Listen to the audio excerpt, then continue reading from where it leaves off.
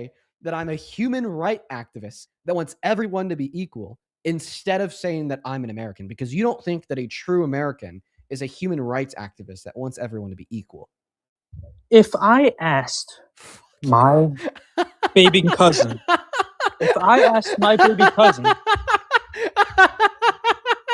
oh, wow. Okay.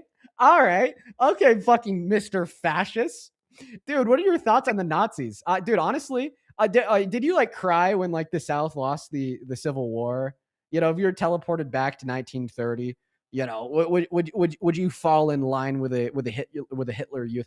It really sounds like it, unless you're like misspeaking or just like not thinking before you speak. So hopefully I could take this opportunity to describe a very simple concept, my friend. So if you think, okay, that being a human rights activist that wants everyone to be equal is standing in opposition and contradiction to American values, okay, then no one should want to be an American. And America is certainly not the land of the free, because in the land of the free, humans have rights.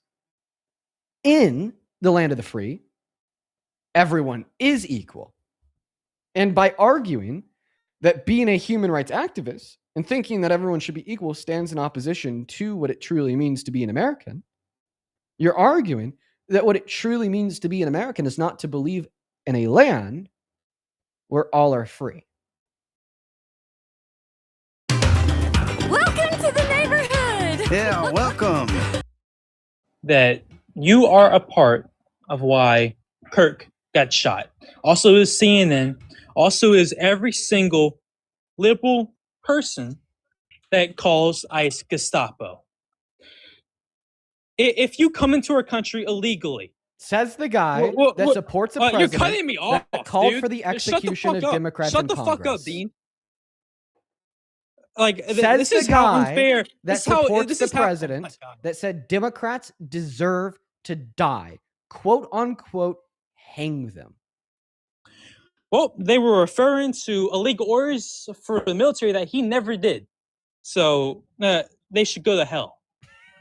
So what they said in the video was that you don't name have one to illegal abide. order, Dean. Name one illegal order. One Sure. military illegal order. Sure, I'll get there. So what they said in the No, video... I want to hear that right now. Because I just want to hear that. I don't want to hear the rest of your bullshit. Trump's deployment of the National Guard in Illinois. SCOTUS gave their opinion less than a week ago when Donald Trump deployed the National Guard in Illinois. It was unconstitutional, according to the Supreme Court. He has the right of the president to militarize any state National Guard. That's the right of the president. Do you know what Article 2 of the Constitution is, Mr. Patriot? I bet you're going to read it to me. Well, I'll just tell you what one clause under Article 2 is. The supremacy clause of the second article of the Constitution, okay, guarantees that all withholdings in pursuit of our government must be in obedience with the Constitution, meaning that the president does not have the right to do anything in which is not in obedience with the Constitution. Are you tracking? Mm-hmm. Got it. Good job, Peyton. Gold star. And SCOTUS, do you know what SCOTUS is? I do. What's SCOTUS, buddy? Tell me what you're getting at, bro. No, what's SCOTUS, buddy? No, because it's not a pop quiz where you're not treating me like a little baby. Well, what are you getting at? Well, I mean, I could say you feel like a kid. I could say like a kid. Okay, so tell me what SCOTUS is. Is that why you're talking to me? Huh? Is that why you're talking to me? Because you think I look like? Is that why? You look like a femboy. Whoa! What is that? Is that why you're talking to me? Because I look like a femboy. You look like a femboy. Okay, Peyton. Yeah, and they're never beating the weird allegations, but anyways, to get back to what I was saying, so SCOTUS is the Supreme Court, and let me tell you this, my friend. Okay, the Supreme Court, right, are the ultimate interpreters of the Constitution. All right, and SCOTUS gave their opinion less than 2 weeks ago that Donald Trump was infringing on the 10th Amendment of the Constitution and was not acting in obedience with Article 2 under the Supremacy Clause when he deployed the National Guard inside of Illinois. So you asked me for an illegal order. That would be an example corroborated by the opinion of the arbiters of the Constitution.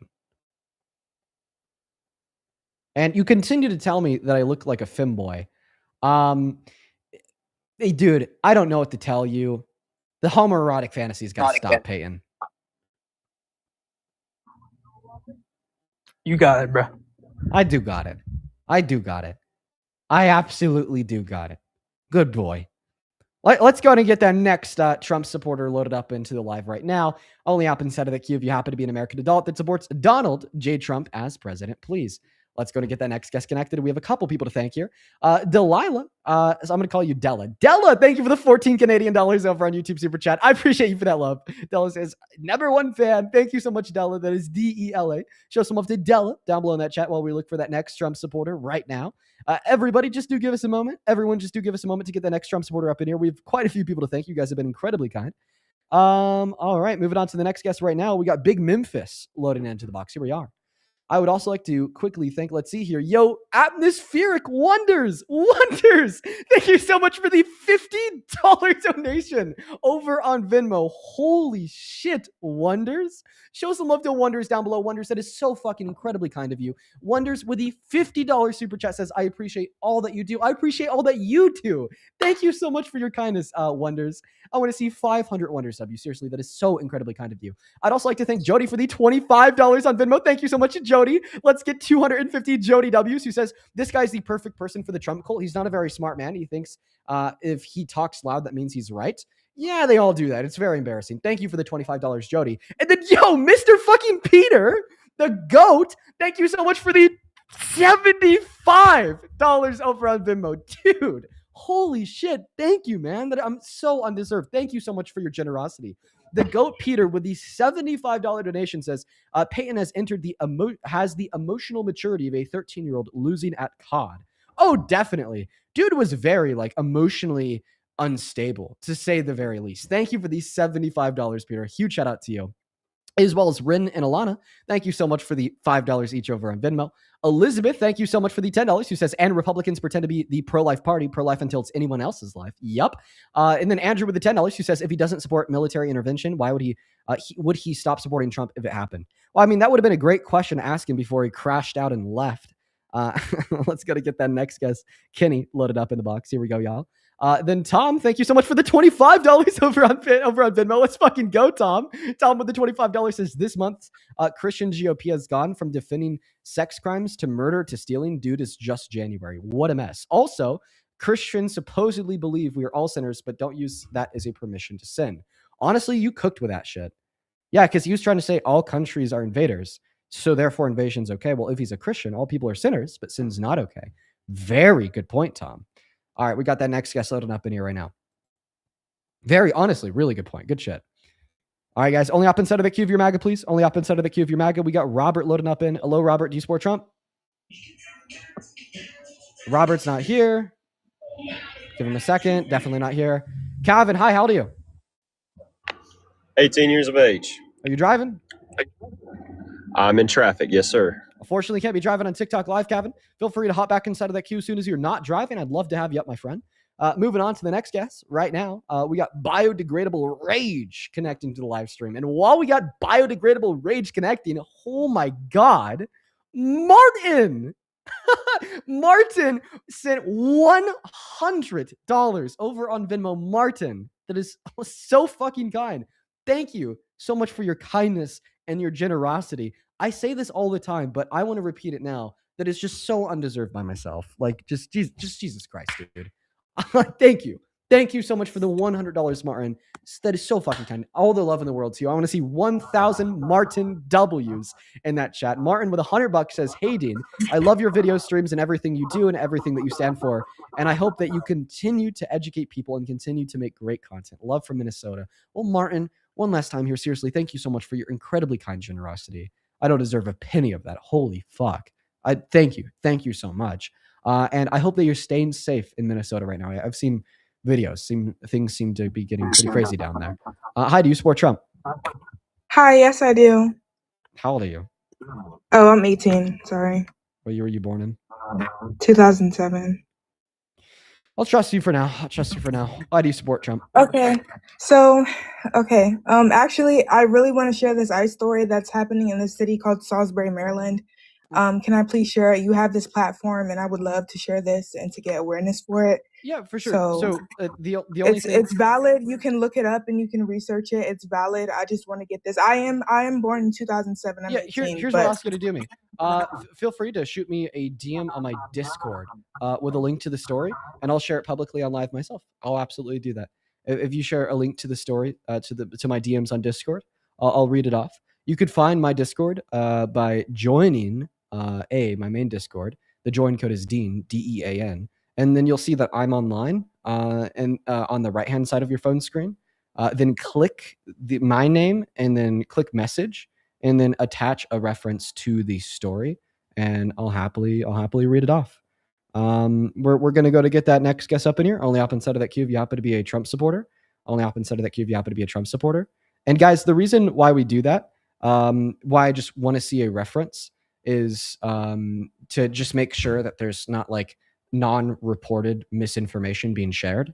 Like I have an obligation as a larger content creator with 23,000 live viewers to ensure that the information that I'm sharing on my platform is accurate. So that's why I asked for like a link to the story that I could read off. I just wanted to ensure that she wasn't like coming up here and like just making up a story. By the way, I'm not accusing her of that. I'm just simply saying, because that can happen, and I want to just be able to do my due diligence and ensure that what is being shared on my platform is being cooperated on a basis of fact. So if you want to share that story with me, feel free to shoot it to me in a DM. Hello, do you support Trump? No, actually I don't, but I have a question for you. Well, real quick, what's the question? Okay, so I'm 52, almost 53 years old, and I have a son that is participating in the current crisis. And I would like a son that's an ICE agent? Yes.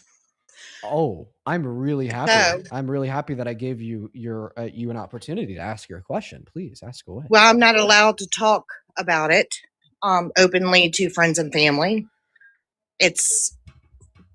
I need some advice from a young man that I follow, that I respect. I love your content. I'm not a Trump supporter, so if you want to knock me down, I understand.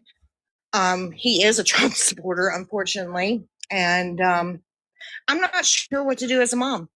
Yeah. I don't agree with it. I'm very angry. I'm very hurt. He won't speak to me because he knows the way I feel about it. And I was lied to about his new job. Now I know why.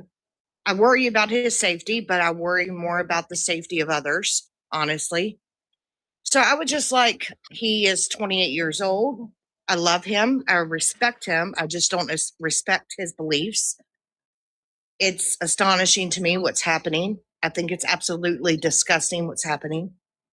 He grew up with a lot of immigrants or children of immigrants, that one of his soccer teammates was actually deported for been here since he was 2. And he was deported to a country that he had never even been to since he was 2 years old. Dude. So, I'm from a young so man. sorry that I have to do this. Oh, I know you're going to. I'm so sorry. It's so, if you're curious, the reason why I had a kicker was on TikTok. They have very strict guidelines and terms of service against the use of the name of any DRUG. And she had absolutely no clue. And honestly, you can't expect people to know that either, because it is such a weird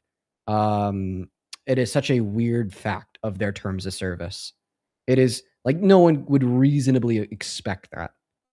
Okay, I'm so sorry that I had to remove you, but let me see if I could respond to that real quick, because that is such a tough position to be in as a mother. Okay, as a mother, I can't even like imagine, the mental load that puts on you, because on like one hand, it's your son, and on the other hand, it's an ICE agent, right? But it kind of looks like maybe the advice, because I'm having to fill in the blanks here, because obviously I had to cut you off, unfortunately, is like maybe looking for an idea of how to get him out of that. That is such a hard thing. I would say if he was younger, because I think you said at the end there that he's 28 years old. Maybe if he was younger, the way to get him out of that is by first not even focusing on the immorality of what he's doing, but rather focusing on the alternative career paths to generate a comparable or higher income. All right. Because I know for a lot of young men, it's about the money on top of the beliefs. And I feel like maybe that's a path. But you said he was 28 and he's probably been doing this for a while. So, I mean, there's still like an option there of trying to explore alternative career paths to generate the same or higher income. I feel like that is a path of low resistance to get him out of there. But on top of that, I mean, you also have to work on trying to add positive pressure to deconstruct those beliefs. All right. And I feel like you, as like a figure of authority over your son, because obviously you're his mom, might have an angle and position to do that. But it's obviously like the first step is going to be trying to find a way to reopen that relationship and to reopen up that line of dialogue. Okay. And that's totally optional. You don't have to do that.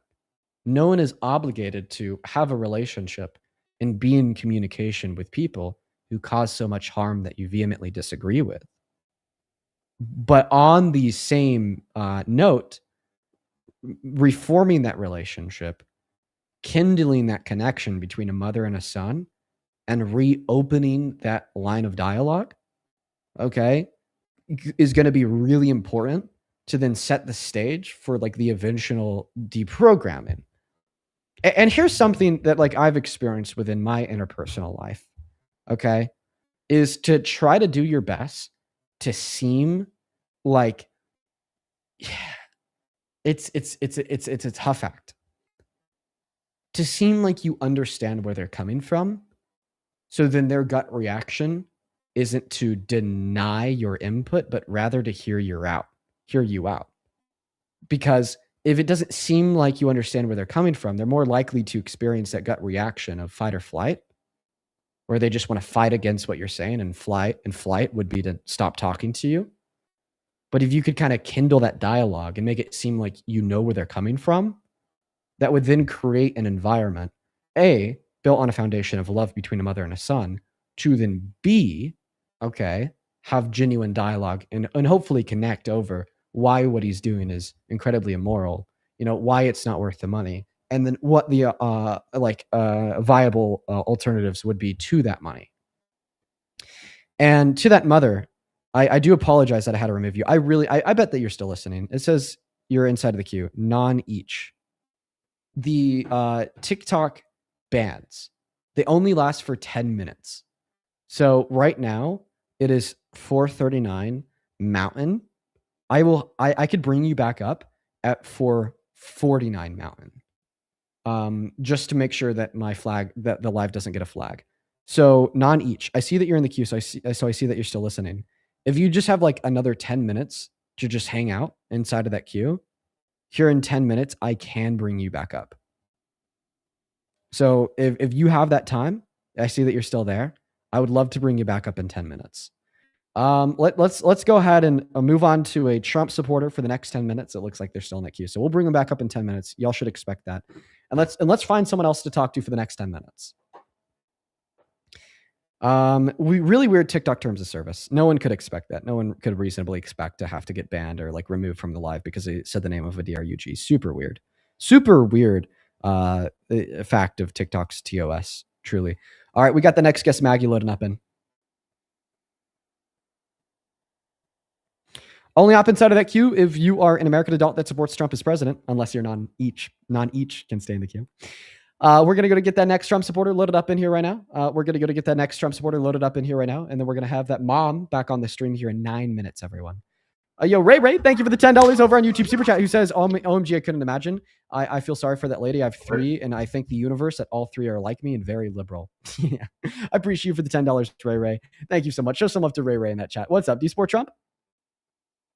I do. How do you? I'm 19. Okay, what year were you born in? 2006. Cuckoo, let me thank a couple people, then I'll pass you the mic so you can tell us why. Miss Wendy, thank you so much for the $50 over on YouTube Super Chat. Wendy, as always, it is so good to see you today. Thank you so much for your kindness. I want to see 500 Wendy W's. I also want to see 600 Luna W's for the 60 euros over on Super Chat. Holy shit, thank you so much, Wendy and Luna. Luna, with the 60 euros, says European here, caller, how is Trump different from Putin? In Ukraine, over 95% of Greenlanders told the U.S., quote unquote, hands off. How can the U.S. claim to be democracy while also standing against the people's will?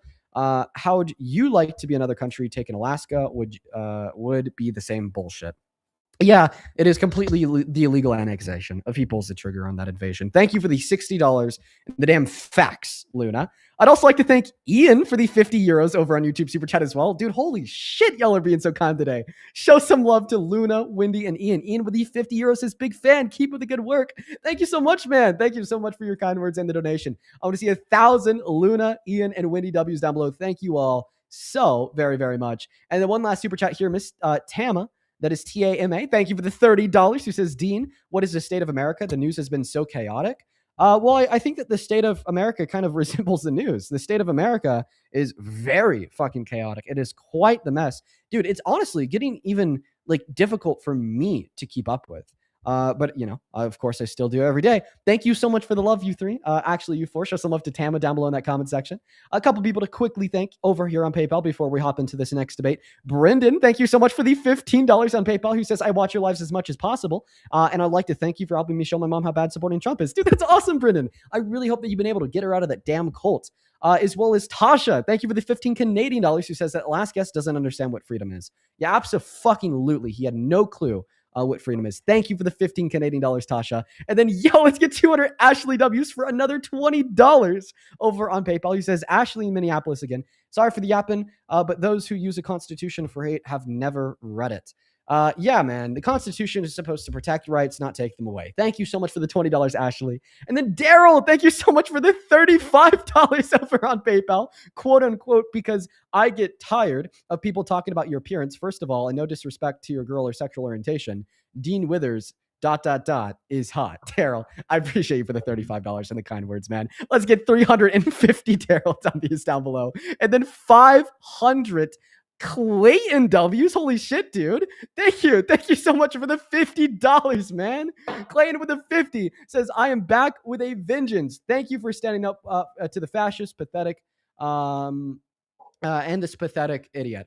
W. Dean, I appreciate you so much for the $50, Clayton. He actually sent that in while we're talking to Mr. Payton, who's like, oh, I think that freedom is invading other countries. And then Ashley, thank you so much for another $50 on PayPal. It was This is the Mercy Capital Court, powered by artificial intelligence. You're charged with the murder of your wife. That didn't hurt. Minneapolis here. Since he wants to talk bad about Renee Good, my city, my people, what does Donald Trump really mean by quote unquote killing is stopping? What about here? What about my neighbors? Can it stop here too? Minnesota hates ICE.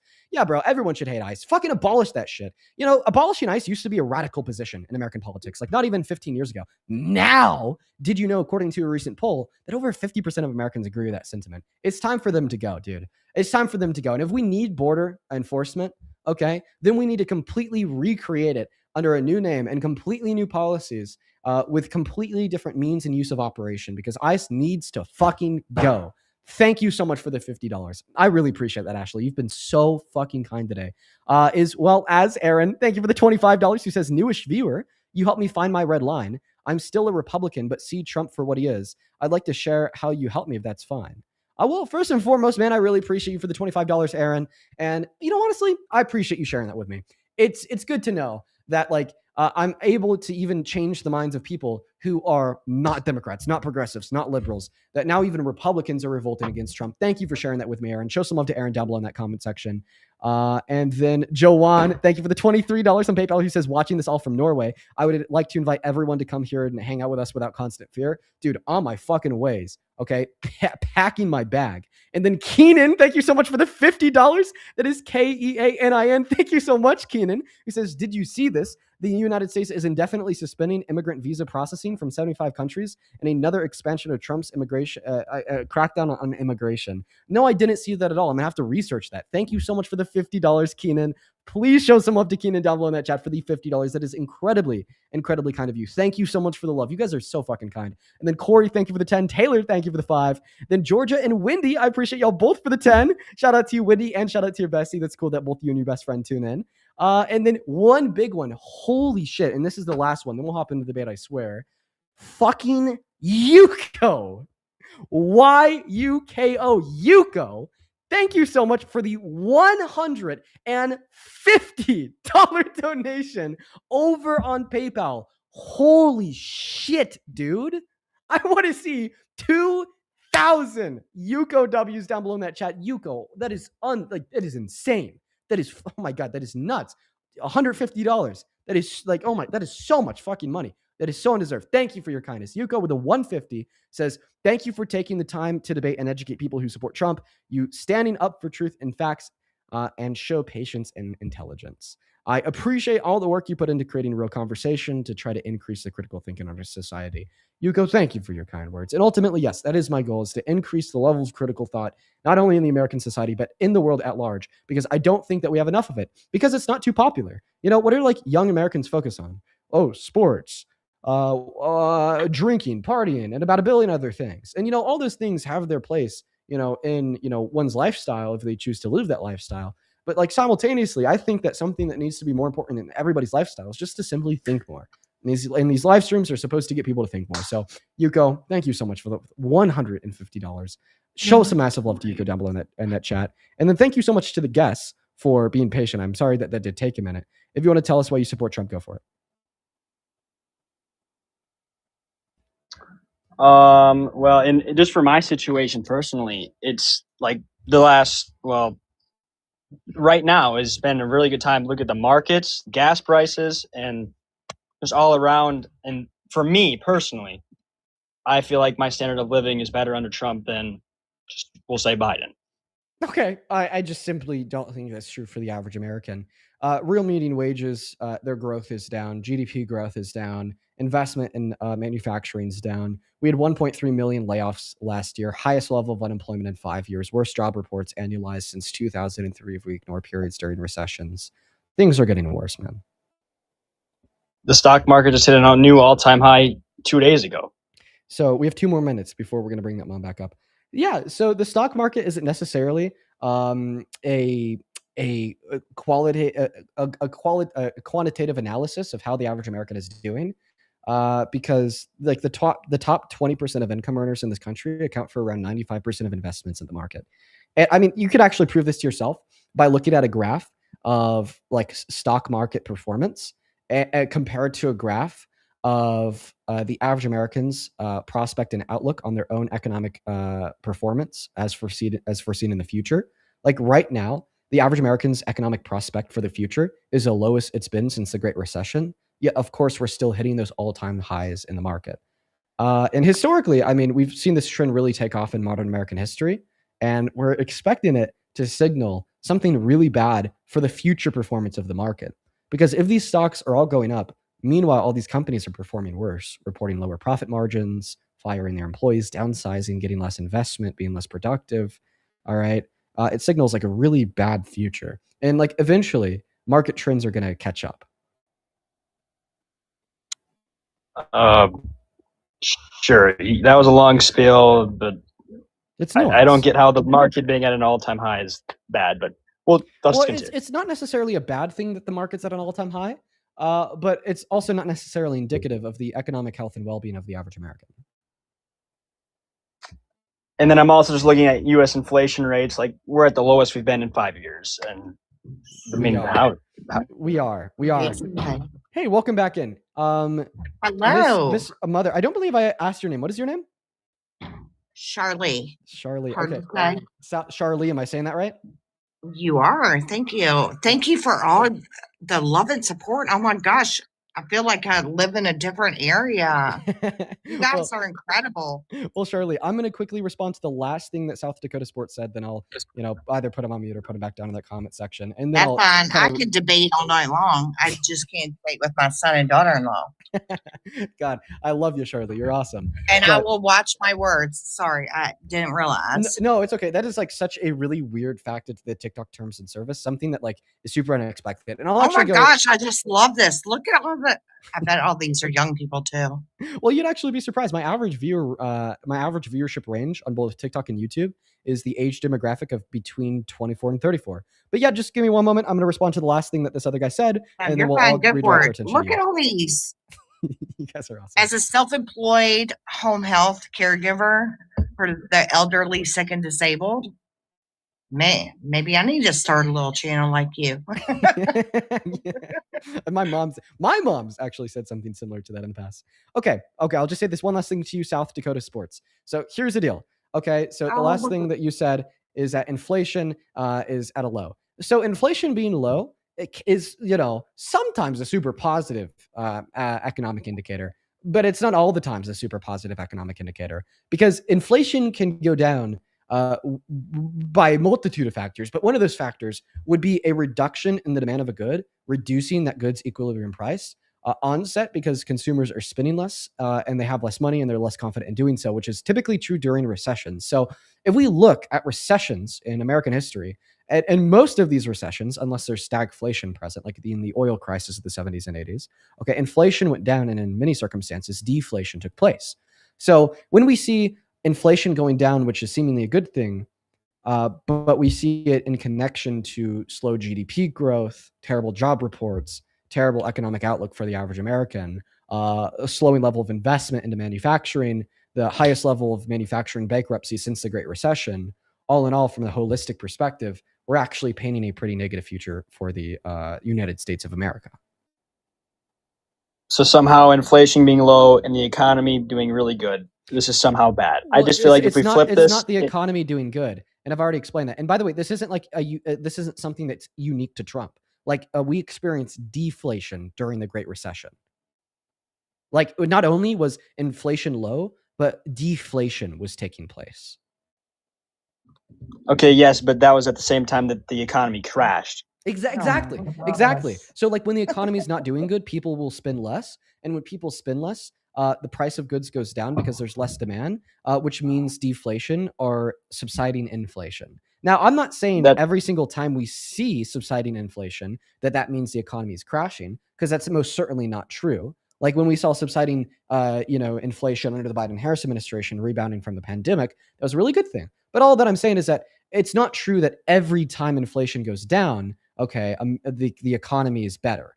And the reason why we know that this is a circumstance of inflation going down, indicating us an economy that's worse, is because of those secondary facts like slow GDP growth, most manufacturing bankruptcies since the Great Recession, worst job reports since 2003, so on and so forth. Okay. Can we talk about one more thing? I just want to talk about ICE being Kristi Noem. For sure. Hop inside of that queue and I'll happily bring you back up once I'm done talking. Thank you. To what? I'm so sorry. Say your name again, please. Mine. Yeah. Charlie. I'll happily bring you back up. I have a migraine. I don't know how you listen to this. You know what? All day long. It's taken me a while to get used to. I had a really long day, and this, I don't know how you tolerate it.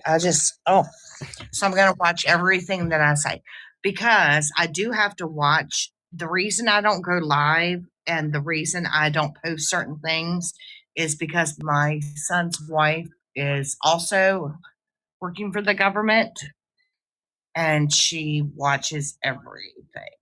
Okay. Well, so yeah, definitely, I would absolutely recommend it. Just stay within whatever bounds you think you'd be legally required to, because I certainly don't want like a good conversation turn into a circumstance where you could potentially be held like liable for no, definitely not. No, I'm self-employed, so I don't have to worry about it. And I'm not sharing names or anything, but I just sorry, a little emotional about it. I love him. He was a sheriff's deputy for 6 years. I respect and loved him for that. And when he got the new job with the quote Secret Service, I was led to believe it was going to be another position than it is.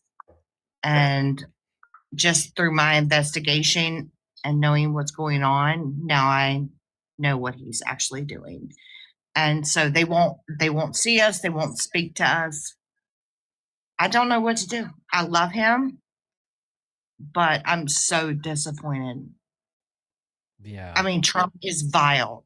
I'm sorry for the Trump quote supporters out there. Trump is actually vile, like incredibly, disgustingly vile. And to have young people, I'm sorry, tell me if I'm saying things I'm not supposed to say. Give me cues. Okay, I think the only thing that you're going to realistically have to look out for is saying the names of like DRUGS, and then just like, oh, I'm not going to say that anymore. And then just like demeaning insults. Like I think if you look out for those two things, you'll be good. What?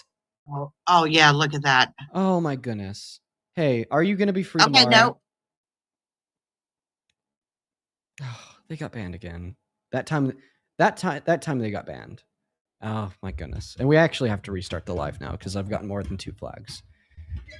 Wait, I have to restart the live.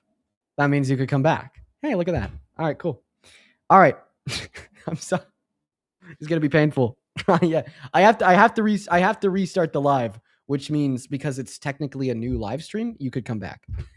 And your ban there was for harassment and bullying. And that was probably from the Vile. I think that was probably from the Vile comment, but I don't know why, because I shit on Trump all day long. So I think that we're just gonna have to try to maintain super PC consistency. I don't know why TikTok is shitting on this so hard. So non-reach. Just stay watching here for a second. I swear we're going to be able to continue our conversation here in less than 30 seconds. So I'm going to say this to non-reach and for the other 17,000 people watching. Unfortunately, y'all, we have to restart the live stream, not only so we can get non-reach back on the live, but also so we can get our live back in code and safety with TikTok, because we've gotten 2 flags so far today for harassment and bullying. If we get 1 more, this live stream will be banned. And that's kind of my fault. But anyways, let's go to hit that restart now. If you want to be able to watch the rest of the live, we have around 2 hours left, and you want to be able to listen into the conversation between me and Non-Reach, who's the mother of an ICE agent. Keep in mind, this doesn't apply to anyone watching on YouTube. First and foremost, hit that follow button in the top left-hand corner. It will look like a red button right around there on your phone screen, just a little bit higher. Then you'll be able to find me in your following list, in your feed. You'll see that I'm live, and you'll be able to come back. Now, if you want to be able to come back even faster, there is a way, and I'll show that way to you right now. So funny enough, this is actually a screenshot that I took of one of Phil's lives because I knew that it'd come in handy. I need the screenshot one day. Anyways, when I end the live stream to restart it, it'll say live has ended, and then it will say like my profile picture, my name, and a follow button. First and foremost, hit that follow button if you can't follow the coming instructions. But second of all, once you see this live has ended screen, if you click on my profile picture, if you go boop, it will then shoot you over to my account page on TikTok. That will look like this. And then once you're on my account page on TikTok, if you like count to 10 or 15, like 1, 2, 3, 4, 5, 6, 7, 8, 9, 10, 11, 12, 13, 14, 15, then you refresh my account page, you will see a new red glowing orb around my profile picture indicating that I'm live again. And then click into that, and then you'll be back. So one last thing, just before we quickly do that, keep in mind these restarts only take 5 seconds, is that typically around like 60% of the audience doesn't come back after I do a restart. So I would highly implore you to come back, even if you're just going to hang out for a minute or two. It really helps the live rebuild and reshoot out to that For You page. But we're going to go ahead and hit that restart now. I'll be right back, guys. I'm going to start counting down from 10. Honestly, by the time I'm at like 6, I'll already be back on. Here we go. 10, 9, 8, 7, 6, and live. It takes 4 seconds. While we're restarting, I want to thank a couple super chatters over on YouTube. Hey, Anne, thank you so much for the $50 over on YouTube. I appreciate you so much for that love, Anne. Anne with a $50 says, here we all are just waiting for Mama Ice to return. Listen, I'm trying my best to get her back. I really hope that she was able to follow those steps to come back following the restart. If she was, we should be able to get her back in here. Absolutely no problem whatsoever. Show some love to Anne, by the way, for the $50. And that is incredibly, incredibly, incredibly kind of you. Show some love to Anne down below. Then also show some love to Mew for the $50. Let's get 500 Anne W's and 500 Mew W's. Holy crap, y'all. Mew with the $50 over on Super Chat says, quote unquote, have y'all not learned in quote is terrifying in so many ways. Yeah, the ICE agent that said that should be immediately investigated. Thank you so much for the $50, Mew. Thank you for the $50, Anne. Y'all are awesome.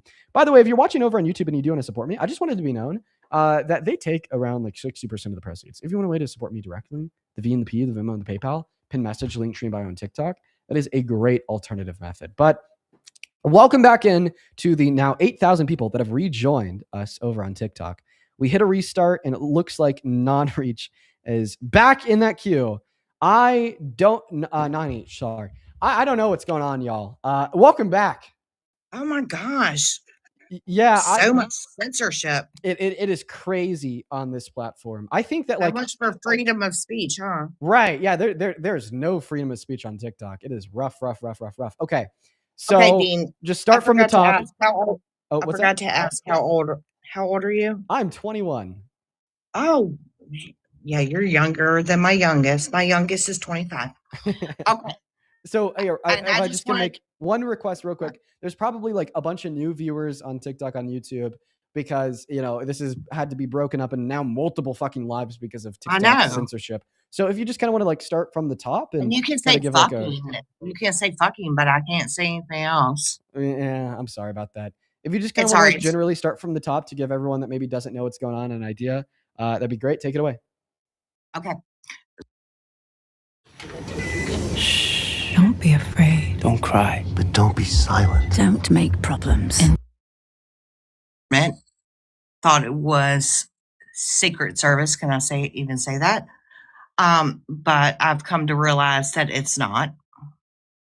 And my daughter-in-law's probably, censoring all this. So now I know that he's doing something that's completely against all of my beliefs, all of the beliefs that he was raised in. It's devastating to see what happened to Renee and multiple other people. Sorry, I'm just incredibly emotional. No, I get it. Listen, if I was in your shoes, I would be. He is a good human being. He's an extremely good human being. But when you're under a certain administration and you're employed by that person and you're following the rules and regulations and it's secret. Everything is secret. Yeah, listen. I mean, I'm terrified about what's going to happen to the people. I mean, everything that's happening is absolutely devastating to me. It's against everything that this country was based on. Absolutely. And as a genealogist, I'm also a genealogist, and he is also a genealogist. None of us were born here. None of us. Our ancestors were not born here. We actually came and took this country away from other individuals. Absolutely. By force. It's absolutely disgusting. And what you learn in school is all false. They don't tell you a lot about the colonization. Dude, it's absolutely all false. It's disgusting. Everything. So I know that you came up. So I know that you came up to have a conversation about your son, who is an ICE agent. What do you want my input on? What do you want my insight on here specifically? Because I want to make sure that I'm telling you something within the realm of. I'm not allowed to see or speak to him right now. Oh yeah, because was that a decision made by like him and his wife? They basically said like, "Mom, I'm cutting you off because of the fact that you disagree with me on this," or what happened there? There was no discussion, but they know the way I feel about this. Mm-hmm. And so, yes, we've been completely cut off. Completely cut off. And are you maybe looking for some insight on, like ways to get him to change his mind and leave? No, there is none. There is none when his wife is all about status, money. Or are you just looking for someone to talk to about it? Yes, I'm just because I can't. Yeah. It's Listen. absolutely disgusting. Can I mean, can I share something with you I would love for you to do that. from me and my life? So I've seen very similar circumstances unfold in my own family. So my father is a Trump supporter. So is my mother, by the way. Somehow I have great relationships Yeah. with them. Great relationships. I'm really happy that I've been able to maintain that with them. They love me, I love them. But anyways, in the past, Can I just say one thing? Yeah. So, as someone that's been in healthcare for 30 years, I've learned you don't talk about sex, you don't talk about religion, and you don't talk about politics. not talk about politics with family. And Well, because you of what can't I even do, talk. I'm always You just talking about can't talk. politics with the fam. We're always talking about politics, but we have like rather productive convos. But anyways, my father, I was telling you, he's a Trump supporter, and then his parents, his mom and dad, my grandparents, they're very liberal. In fact, they are so liberal, they're so democratic that I could almost guarantee to you that they are hearing this conversation as it plays live. They My call me a grandparents are. libtard and all kinds of awful things. I'm listen. And we've never even had like I'm real in-depth conversation about the basics of humanity. Yeah. Well, are you saying that's like what the chat's telling you? No. I'm talking about with my children. My oldest son was a Marine, can't talk about politics. And then my middle son, who is, you know what, No. can't talk about politics. You can't talk about it. I Okay. mean, it's like Well, do you they mind if were raised. do you mind if I Okay, try go to ahead. do you mind I'm if I try sorry. to share this with you real quick? And so I'm going to share this with you, and then I'll probably get back to the debates. But I just That's fine. my heart's breaking I for you. love your just wanna- debates. I wish I could debate with them, but there is no debating. Yeah, absolutely. I get it. I've been there. So my dad, he's a Trump supporter, and my dad's parents, my grandparents, are liberals, and they're so liberal, they're so democratic. Chances are they're probably watching the stream right now. They watch every day. So Well, I love them and respect them. now, if you didn't know that, my grandparents are some of my largest viewers. They watch my streams on a daily basis. Shout out to you guys if you're watching. You know who you are. Shout out to them. But there's been points in the past where there's been, family conflicts between my father and my grandparents, where, there's been long periods of times where they haven't even talked to one another because my father's a Trump supporter and they sincerely hate Trump. And, I watched the mental load that put on my grandparents. I watched the mental load that put on my Completely. father. And, honestly, if my father was an ICE agent, I could almost guarantee to you that nothing could be said to him to get him to change his path. He'd continue to do what he was doing, and that relationship would kind of be forgone. So if there's anything that I could say to you here, just realistically, like, it is so unfortunate, but this happens. And it's in so many circumstances, there's no way out. Communication and dialogue will get some people nowhere. And at the end of the day, what we should really be focusing on in scenarios where we can't change the minds of someone like your son is changing the system in which forms his mind. Because the Amen. controller of his thoughts, especially as it relates to politics, would of course in part be himself because he's, the controller of his own mind. But it's also the system in which endorses those thoughts to be popular and true. And right now that system's being driven by Trump. So I think if this country can, for the most part, truly come together and reject the irrational, reject the evil, reject the downright terrible, and get new party leaders for the Republicans and get them on a track where they're no longer endorsing people like Trump who want to feed the hate, create the division, and have state-sanctioned murder, to a more reasonable and middle ground perspective that I'm sure I and plenty others will still disagree with, is the type of environment where I think that you and your son could have a relationship again. So I guess the final words I'll leave you with here is, even if you don't think you could personally ever change his minds, there's still a prospective future where he's no longer doing what he does, and you guys have a working relationship because the champions and the thought leaders of the right are more moderate and more sensible than Trump. I love and respect everything you're saying. I think it's incredibly responsible and incredibly mature. People should be able to express their thoughts, and I love everything that you're doing. And it's not just because you're anti-Trump. That's not my point. everyone should be allowed to have their beliefs respected. But when you're putting your life in danger and you're putting so many other lives in danger, and people are being ripped out of their homes, is absolutely, may I say this, fucking disgusting. Listen, I just want to, okay, I'm going to leave you this, then I'm going to move on to the next guest. That's fine. You know, I know. You just I said know that you would. everyone should be allowed to have their beliefs be respected, but a lot of beliefs are fucking disgusting. Honestly, I say it, you should say it too. Not all beliefs should be respected, which is basically what you just said. But you know, it's like, are you fucking delusional? Yeah, we just spent so long saying that all beliefs should be respected. So now that's kind of like the starting point for many Americans is all beliefs should be respected, but these ones are disgusting. No, fuck that. Okay. No, we're experiencing a national crisis, you know? But anyways, listen, I appreciate you for coming up. I appreciate you for sharing your story with us. And I hope that there's everything you're doing, and I love your supporters.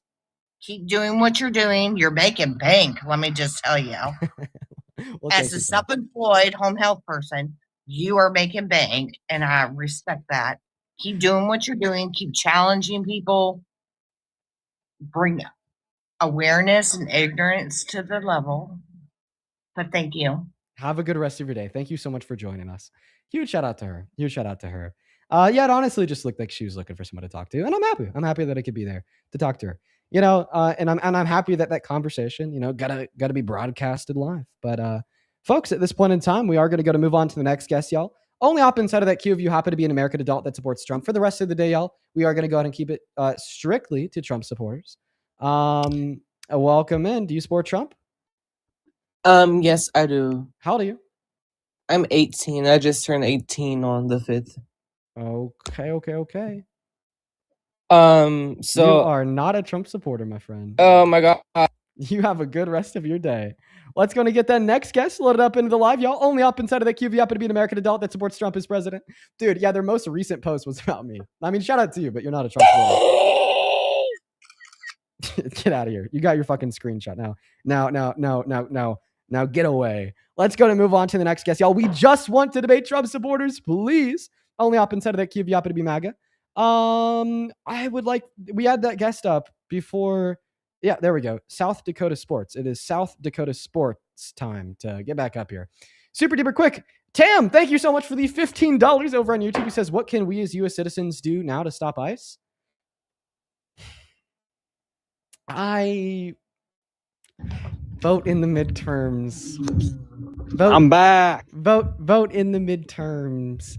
Listen, if you want, I think the only answer that I could give on live, vote for people in the midterms that want to abolish it. Vote for people in the midterms that want to hold the Trump administration accountable. I honestly think that's the only answer I'm comfortable with giving on live. Hey, welcome back.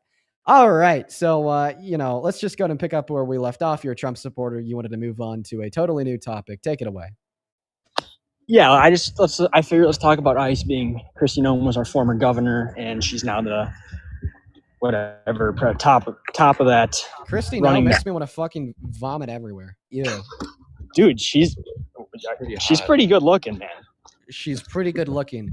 So yes, if the woman that is operating the division, of an institution of violence, an institution of oppression, a meticulously and intentionally structured process where we are beginning with the espousal of rhetoric to demonize immigrants by saying that they're violent immigrants who are here to grape your wife from gangs and mental institutions, to then illegally detain them and deport them to a center in El Salvador with no due process where they're beaten, tortured, and starved is hot.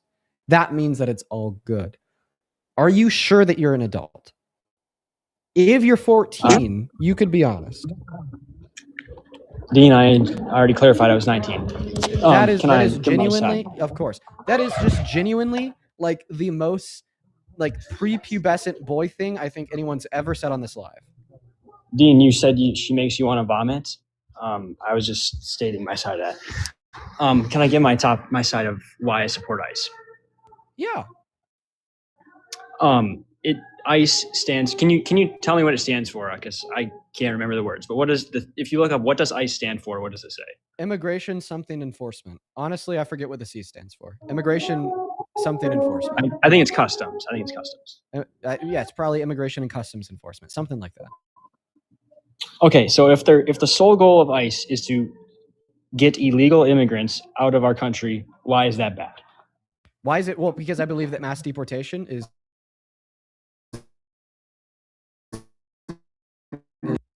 entirely destructive to the United States of America and everybody in it, including the immigrants and which are deported, and the citizens that are left. I can't really focus. Can you please get us somewhere that's a lot more quiet? Can't really focus with somebody playing the piano in the background. I had to mute you. Feel free to unmute. Yep. Sorry about that. So mass deportation of illegals is somehow bad. Yeah, name one way that mass deportation genuinely benefits the United States of America. Of illegal people, getting rid of illegal people in our country is, yes, I would say that benefits our country. What is one specific way that it materially benefits the United States of America?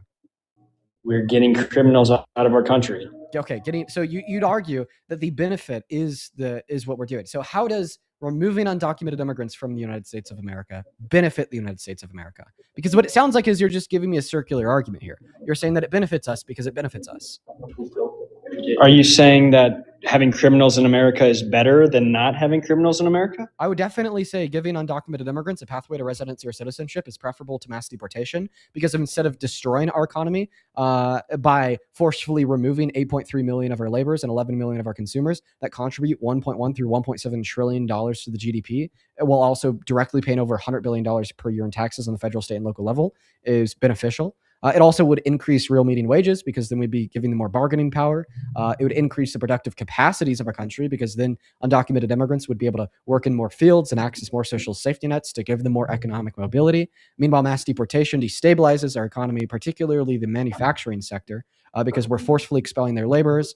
So then they have less productive capacities to produce, as well as, we're forcefully expelling their consumers, 11 million of them. So then they have less individuals that are interested in buying their goods, leading to slow GDP growth, leading to a reduction in business investment, leading to bankruptcy, leading to layoffs. And in fact, 2025, we saw the highest layoffs that we have since 2007. In 2025, we saw the worst job reports, ignoring periods during a recession, since 2003. Since 2025, we saw the highest level of unemployment in 5 years, slow GDP growth compared to 2024, and a massive decline in business investment after years and years of growth and boom under Biden.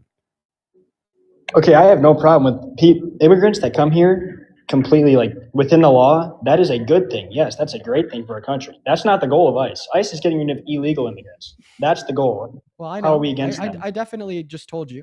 It doesn't sound like you really comprehended or digested any of it. So I think I'm going to have to take a different route. You think that we should hold criminals accountable for the crimes?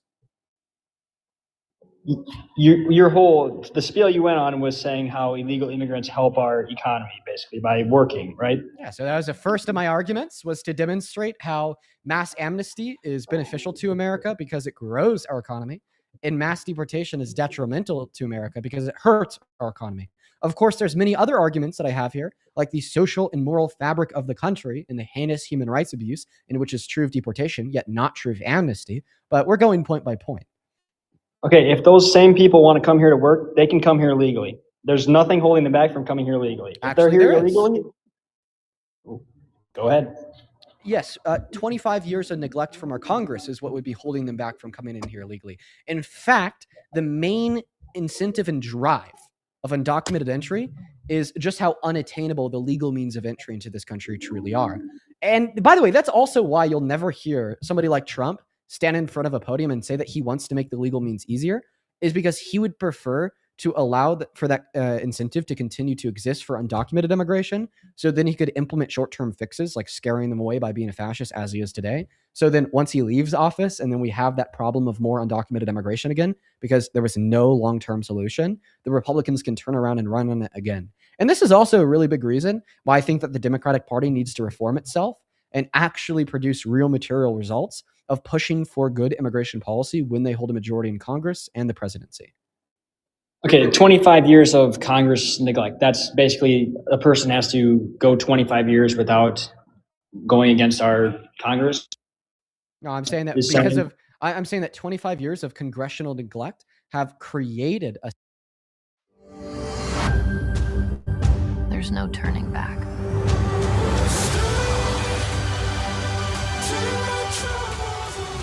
You must decide what you want. And so it begins. How good a knight are you? I trained my entire life for this.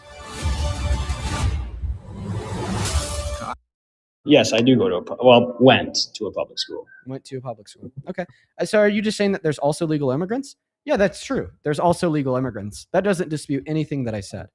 Now I want you And to I'm answer this saying that- question. Do you think that we need to hold criminals accountable for their crimes? Obviously, yes. Okay. So then why do you support the 34 count felon? Why do you support the guy that had a court determine he raped a woman? Why do you support the guy that had another court determine that he defrauded his charity and no longer has the ability to open one in the state of New York? Why do you support the guy that had another civil court determine that he was lying about the valuations of his properties to a bank, which is a civil crime in the state of New York?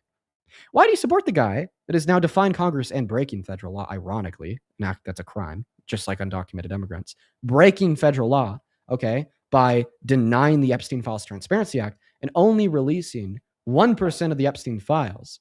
In the month following the legal deadlines, release 100% of them, in turn also creating a system in which protects rapists, meaning they're not held accountable for the crimes, protects child predators, meaning they're not held accountable for the crimes, so on and so forth. And on top of that, this is the same man that has broken the law, the land, the Constitution 4 times in the last 10 months, launching an attack on the 1st, 2nd, 10th, 14th, and 22nd Amendment. When it's a federal misdemeanor, regardless of how much it would benefit our country to keep them in, you want to get them out and destroy everything. But when it's everything that I just listed, you say we should ignore it all because of how much you would benefit our country, not just to exist as a private free citizen, but to be the leader of the country as a whole. Incredibly hypocritical.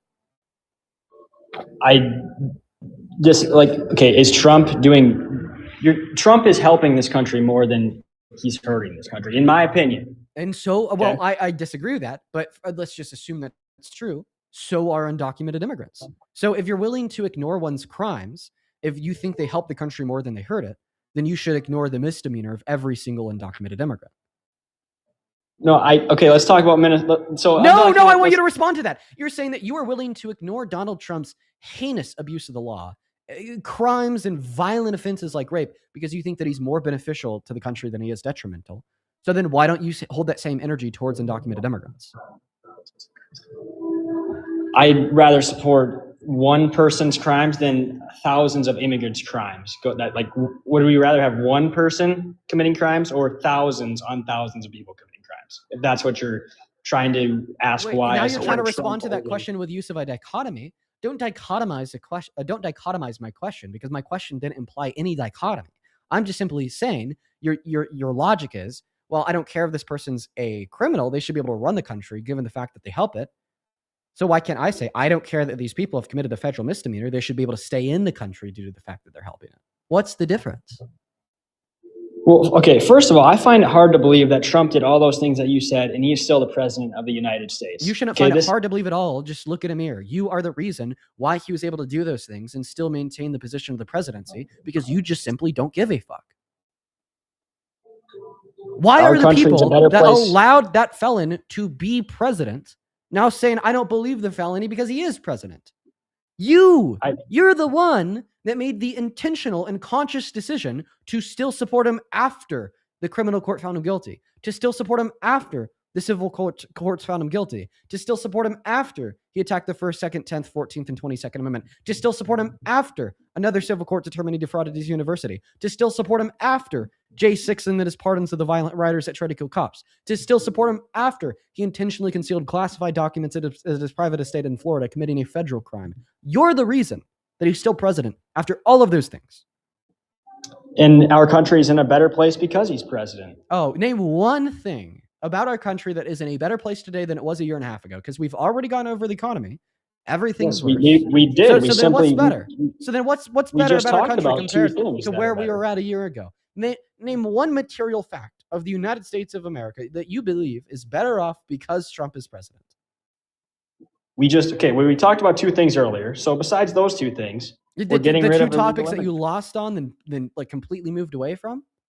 Those two premises that you suggested to prove that Donald Trump was benefiting our country, that with my pushback you conceded on and left in the dust. Those facts, quote unquote.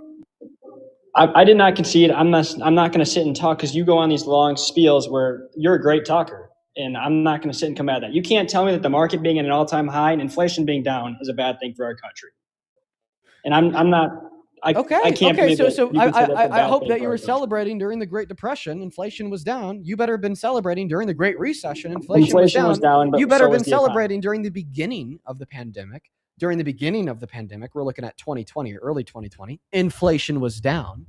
Okay. The pandemic was a pandemic. How do you get like? Well, I'm saying that you should have been celebrating it because during the first part of 2020, inflation was down. Listen, I'm making sense. I'm crystal clear here. Inflation going down isn't always bad, but it's just and the economy also not always good. Both of those times. Okay. The economy crashed in both of those times.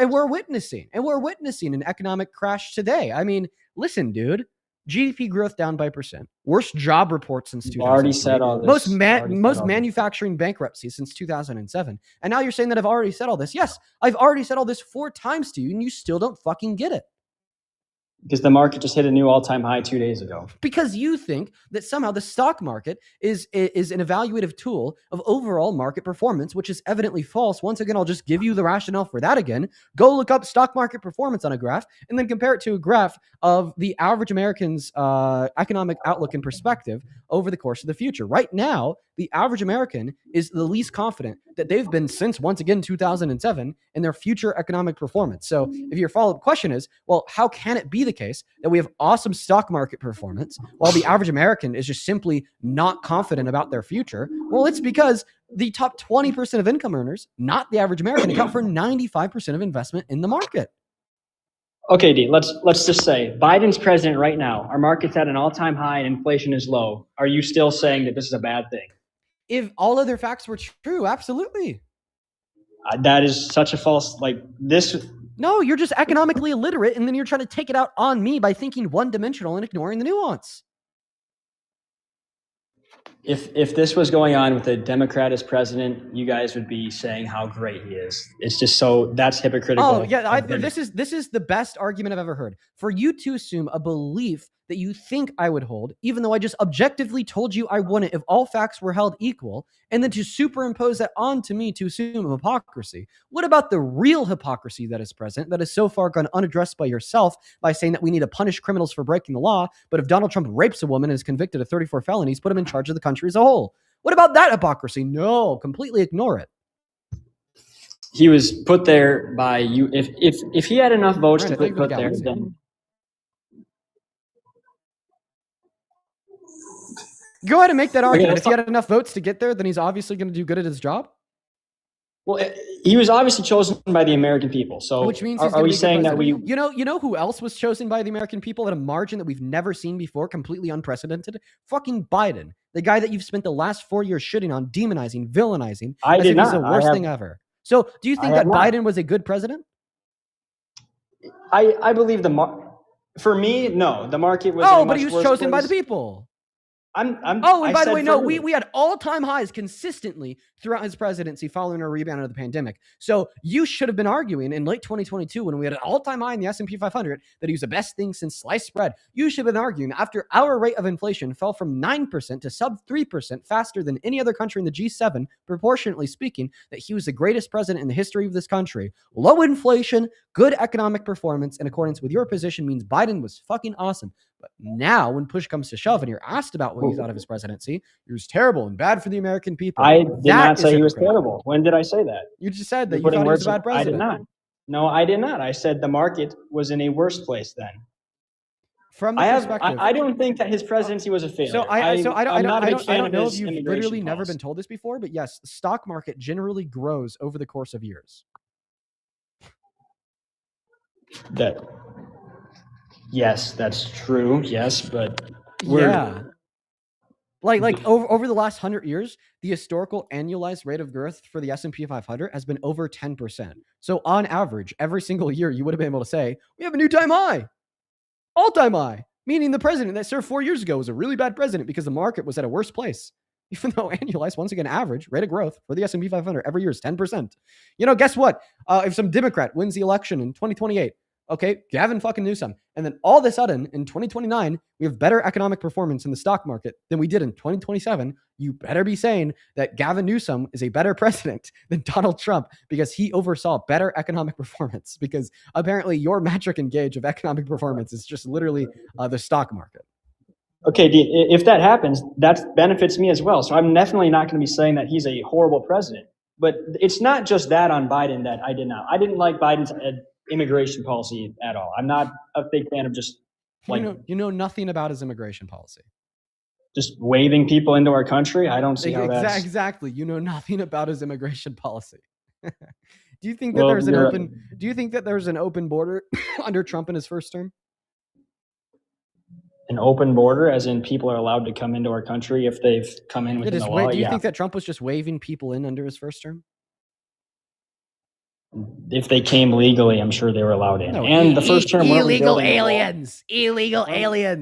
Under Donald Trump's first term, was he just waving in illegal aliens? Can you answer my question? I do not believe he was just waving in illegal aliens. Okay, but you think that Biden was waving in illegal aliens, right? I think Biden cared a lot less about it than Trump does. Oh, so now we've gone from his policy was terrible because he was just waving them in to, well, maybe cared a little bit less. So which one is it? It's not maybe cared a little bit less, is he did care a little bit less. And Trump is big on illegal immigration. So what policy did Biden change, okay, that caused more immigration? Just wave them in, like you said. I have no clue. I just know Trump is big on immigration. Oh, okay. So then how do you know that he caused more undocumented immigration if you don't know the policy he implemented to cause more undocumented immigration? Because Trump is fixing all of the illegals in our country. I think it's an obvious problem in this country. Okay, so you're basically saying because it was a problem under his administration, therefore he caused it? He let them into our, How do you know that? Okay, so let's say this. No. How do you know that Biden let undocumented immigrants into America? It was under his administration, was it not? There you go. Okay, so your logic is if it happens in our country, then it's to blame on the president. So because we had the highest level of unemployment in 100 years under Donald Trump in his first term, April of 2020, 14.8%, we could blame that on Trump? Donald Trump was that during the pandemic? Oh, yeah, but guess what? The pandemic was also during his term, therefore he also caused the pandemic. So Donald Trump is the worst pandemic started in 100 China, years dude. Because what are you talking about? Well, it happened in America under his term. It started in China. Oh, but it doesn't matter because it happened in America under his term. Are you comparing Biden letting immigrants into our country to a virus making its way to America? Just like, tell me what's wrong with my argument here. Donald Trump caused the highest level of unemployment in 100 years because it happened in America under his administration. It was during a pandemic. Okay, so to clean your argument up, you're saying that I can't argue that he caused the highest level of unemployment in 100 years because there's some external variable that influenced that outcome, like the pandemic. I feel like a pandemic is a pretty big factor into that. Yes or no? Just yes or no. Are you saying that I can't make that argument because external variables can influence things that happen in our country? Yes, external factors can, especially the pandemic. Okay, so if external variables can influence things that happen in our country, I want you to account for all external variables as it would relate to your claim that Biden caused more undocumented immigration by just simply describing what he did to cause that outcome. And now that we understand that just simply saying that it happened in the country while he was president is insufficient per your own prior admission, you're going to have to start from the ground up and either concede that you don't have an argument Biden caused more undocumented immigration in, or argue by describing the policy he implemented or what he relevantly changed to produce that outcome. I think Biden did not care. I'm just going to say care. I know that's not a real political term, but he did not seem to care near as much as Trump does about keeping illegals out of his country. Just didn't seem to care. All right. Well, I don't think that's a really sufficient counter argument. I'll critique it nonetheless by just telling you what really caused more undocumented immigration. So what caused more undocumented immigration into America under the Biden-Harris administration is pretty simple. First and foremost, we know the more unattainable legal means of entry are, the more undocumented immigration we'll have. And at the start of his administration, legal entry was very unattainable because we had Title 42 implemented for almost 2 years that backlogged the legal system significantly. So at that point in time, people were significantly more influenced to opt for undocumented means of entry. And then on top of that issue, we also had the fact that the socioeconomic conditions of countries south of America were absolutely destroyed in comparison to America, which then gave more incentive for immigration in the first place, regardless if it's legal or illegal. And then on top of that, we had Donald Trump, shooting down bills proposed by the Biden-Harris administration to make the legal means of entry more attainable, to disincentivize undocumented entry, like the bipartisan border bill, and then B, shouting and screaming from every rooftop, every tower, every TV show, television and radio, and every social media website that the border's wide on open and everyone could come right on through. Those are the factors in which I believe led to more undocumented entry under the Biden-Harris administration, ultimately explaining it without placing much fault on them. Okay, so all those things, but you're not willing to say that the pandemic played a major role in the high unemployment rate. Oh, you silly goose. So I am definitely willing to say that. I was using your own logic against you to get you to critique your own position. I thought that was obvious. Well, you're comparing a pandemic to simply like a policy. No. I'm comparing I was comparing a correlation causation fallacy to a correlation causation fallacy. You committed a correlation causation fallacy when you said that Biden's to blame for more immigration because it happened under his administration. So then I committed a correlation causation fallacy by saying that Trump was to blame for higher unemployment simply because it happened under his administration, to then get you to critique my correlation causation fallacy, so then you could understand why your own view is wrong, since that same logic would apply. It was the same logical fallacy. Duh. Well, we both have our own opinions on this. I'd say a pandemic is a much bigger reason for something to happen like high unemployment than a policy change. Like I don't even think that you're tracking. No. So the pandemic would be the external variable that influenced the outcome under Trump and his first administration. Just like Title 42, Trump saying that the border was wide on open, backlogged legal means of entry, and terribly destroyed socioeconomic standards for countries south of America would be the external variables that influenced more immigration into America under Biden. Okay, that's your thoughts on that. Okay, that's fine. So those are the facts. Unless if you don't agree, then I'd simply ask you for your counter argument. Are you saying that you don't agree because you don't see there to be enough evidence to believe that I'm true? Are you saying that you don't agree because you have a viable counter argument to prove me wrong? Why don't you agree? The external factors that you just talked about, I think, are much less compared to a pandemic, a worldwide pandemic. Okay, well, actually, a lot of those variables were caused by the worldwide pandemic. Title 42 was in response to the worldwide pandemic. The destroyed socioeconomic standards of countries south of America were caused by the worldwide pandemic. Okay? The fact that the legal means of entry into our country were backlogged was caused by the worldwide pandemic. So you want to blame the immigration under Biden's policy is the pandemic's fault now too. Around 75% of it, yes. Okay, so I'm willing to agree with you on that. Then, if you can agree that the high unemployment rate I would not blame that on Trump. Then. Yeah, I don't blame that on Trump. I blame it on the pandemic. Okay, so I can agree with you on that. I don't get how that's a point you used against Trump. Well, I do see where you're coming from. I've already explained this. This was an internal critique. Yes. Yeah. Okay, yeah. I agree with you. Okay, so then you can see that Biden wasn't bad for immigration. So that's a big ass concession. Wow, holy crap, good job. Another question. Is there anything that Trump could do that would make you stop supporting him? Yes, I'm sure there is many things. Can you give me an example? If the stock market crashed, inflation went way up, and a ton of people lost their jobs, and the U.S. went to crap, yeah. A ton of people lost their jobs? Yeah. Last year, we had 1.3 million people that lost their jobs, the most since the Great Recession. I just listed a number of things. You named one thing. Okay, well, I just asked you to name one thing that Trump could do that'd make you stop supporting him. Is there one thing Trump could do that'd make you stop supporting him? I'm sure, yes, not the high unemployment. Sorry, I was listing those things as a group thing.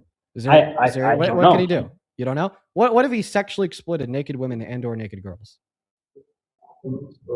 That's if he did that, then he would not be the president of the United States. Okay, so you're saying that if he did that, you wouldn't support him.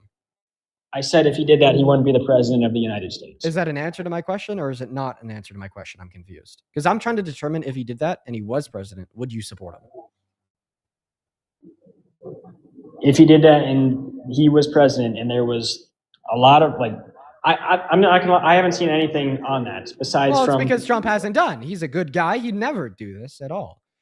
Everyone saying otherwise is a crazy radical leftist, liberal, communist, socialist. So don't believe all the crazy radical leftist, communist, socialists in the chat saying otherwise. All right, You can't tell me that if he did that, that wouldn't be. But now, please answer my question. If Donald Trump did sexually exploit women and or girls, would you still support him as president? Yes or no? Yes, if you could give me undeniable proof of that, then yes. You'd stop supporting him. Yes, but I have not seen that on any large news network or any proof. Okay. Do you affirm that you would stop supporting his administration as a whole compared to not supporting that one fact of him?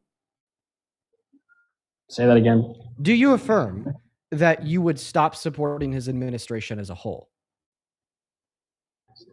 If he did what you just said and it was proof, like very cut clear proof, then yeah. Other than people's like words, like from these random. Kick off the new year with Faulkner Subaru. Celebrate with 0% financing on brand new 2026 Subarus. This month only during Faulkner Subaru's Auto Show Choice event. Or take advantage of big Faulkner Subaru incentives. It's your choice. This month only at Faulkner Subaru. Start now at FaulknerSubaru.com. We're ready to help you at Faulkner Subaru, to be sure. In their position of power over a position of vulnerability that a woman or girl is in to further unconsensual sexual conduct.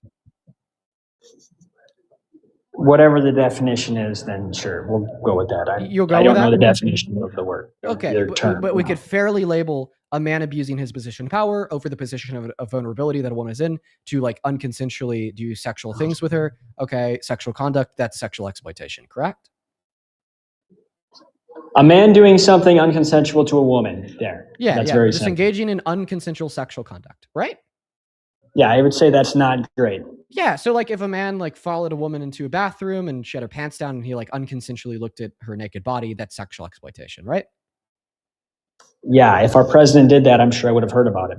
So if a man went into a woman's dressing room and then looked at the naked women inside of that dressing room, that's sexual exploitation, right? Yeah, if our president did that, I'm sure I would have heard about it. It's time to roll a clip. Here's Donald Trump admitting to doing exactly that. To do that. So you have done that. Now, I'll tell you the funniest is that I'll go backstage before a show. Yes. And everyone's getting dressed and ready and everything else. And, no men are anywhere. And I'm allowed to go in because I'm the owner of the pageant, and therefore I'm inspecting it. I'm inspecting. I want to make sure that like everything is good. You're there. Yeah, the dress. Is everyone okay? They're standing there with no clothes. Is everybody okay? And you see these incredible looking women. And so I sort of get away with things like that. Okay, don't even talk yet, because I have to tell you exactly where you are. You have exactly two paths. The first path, is to just simply take the red hat off and redact your support from Trump. Be a man of your word. That's the right path. The second path is to become a raging, spineless, hypocritical coward and jump through these mental hoops, mental gymnastics to hell and back to explain away how you could still support him, even though you just heard him admit to unconsensually barging in to women's dressing rooms to look at their naked bodies. And just if you choose to follow that path of mental gymnastics in trying to explain your way out of it, I want you to first know that I accounted for all possibilities. This is not my first time going through this rodeo, okay? A lot of the mental gymnastics that we see from Trump supporters at this point is to like inevitably concede, like, okay, Dean, I don't support the fact that he did that one thing, but I still support his administration as a whole. You can't do that. You're fucked. Because I explicitly asked you if he did this, then would you stop supporting his administration as a whole? And you said yes. The second possible path that a lot of Trump supporters will take is to argue that unconsensually looking at a naked body's woman is not sexual exploitation. If you take that path, you're fucked, because I got you to explicitly agree a man going into a woman's dressing room and looking at their naked bodies is sexual exploitation. So what will it be? Are you no longer a Trump supporter, or are you a goddamn raging hypocritical idiot? I guess, Dean, you have manipulated me into no longer being a Trump supporter. Yes. I've manipulated you. You said if you did the one, yeah, like I'm no longer a Trump supporter. You got me. Yeah.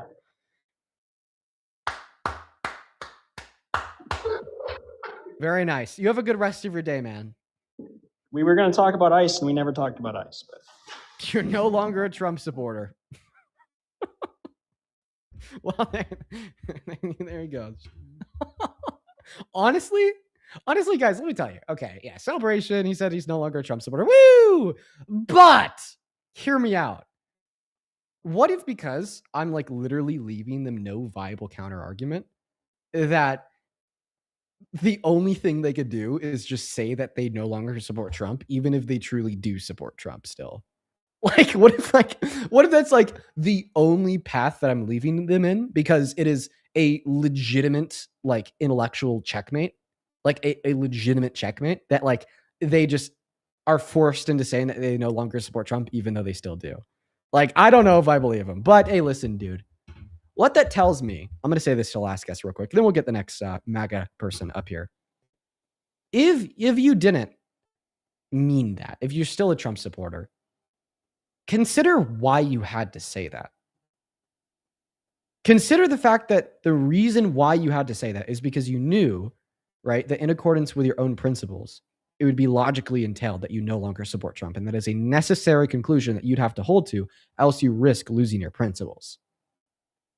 And maybe, even if you didn't mean it 5 seconds ago, thinking about this more and more over the course of the next couple of days, you will come to the natural conclusion that you legitimately should stop supporting Trump. But that aside, let's go and get that next guest loaded up into the live, y'all. If you're watching and you want to support me, if you want to support what we do here, you could find my Venmo and my PayPal in the link tree in my bio on TikTok, pinned message on YouTube, handles at the top of the phone screen. In fact, at this moment in time, we do have a handful of people to thank. But before we do that, let's go to get that next guest up here. In fact, we'll thank one person while we're getting the next guest up in here. Miss Josephine. Thank you so much for the... 1 second. Sorry, Josephine. We need to get the cowboy out of here. Josephine, thank you so much for the $50 over on YouTube Super Chat. Josephine, thank you so much for your kindness. That is absolutely so freaking kind of you. Please show some love to Josephine down below in that comment section for the big 50, who says, just a Muslim who respects what you do and has no respect for the MAGA incels. Josephine, you're the goddamn goat. Thank you so much for your kind words, and thank you for the $50. I want to see 500 Josephine W's in the TikTok chat, the YouTube chat. Thank you so much. Then Pia, thank you for the galaxy. What's up, the daily throw up? Do you support Trump? Yes, I do. Yes, I do. You do? Okay. Yes. And who are you? Who are you? Oh, who am I? Why do I even care about what you think? Well, you're a little punk. Do you mind if I ask you a quick, just make a quick request? I want you to be able to get it out and enjoy your time on this live with all the demeaning I don't enjoy comments. it, dude. I don't enjoy talking to you because you're a punk. You're a grifter. You're lying, dude. And you have no show. Your whole show is just, why do you hate Trump? Very nice. What are you going to do when Trump ends? Can I make Go one? to the next Republican? You're a punk. Can I make one simple request? Sure. TikTok has pretty strict guidelines on harassment and bullying. Much stricter than I'd make them if I were in charge. Yeah, I know, dude. My I've been one banned request- already 3 times. But so do you maybe want to try to like have a conversation with me? Not where you're not I do, gonna but use language that not could get when me you're banned? you're completely a liar. Yeah, it really does sound like you're losing your mind over me. You're a grifter. Wow. how about we talk about that? Why, like, specifically, without using language that could get you banned, why do you think I'm a grifter? Okay, you're trying to act like Mr. Morality when you're not. You're not the morality. You're not the morality gatekeeper because you don't know anything. I don't know anything. I think I definitely know much more. You know CNN talking points. You know left-wing talking points. Congratulations. I don't even watch CNN, my friend. MS now. Yeah, I don't watch mainstream media, dude. Don't know what to tell you. Okay, CNN. You just said that like 5 Yeah, seconds but ago. you do watch CNN, dude, because you do watch CNN. No, I don't. No, I don't. Okay, Mr. Morality. Where do we go from here? I'm gonna punk you out is what I'm gonna do. I don't think you could punk a 3rd grade math test out. Definitely can't punk me out. Listen, I can punk you out because you have the brain of a 3rd grader. I have the brain of a 3rd grader. That is what we call a projection.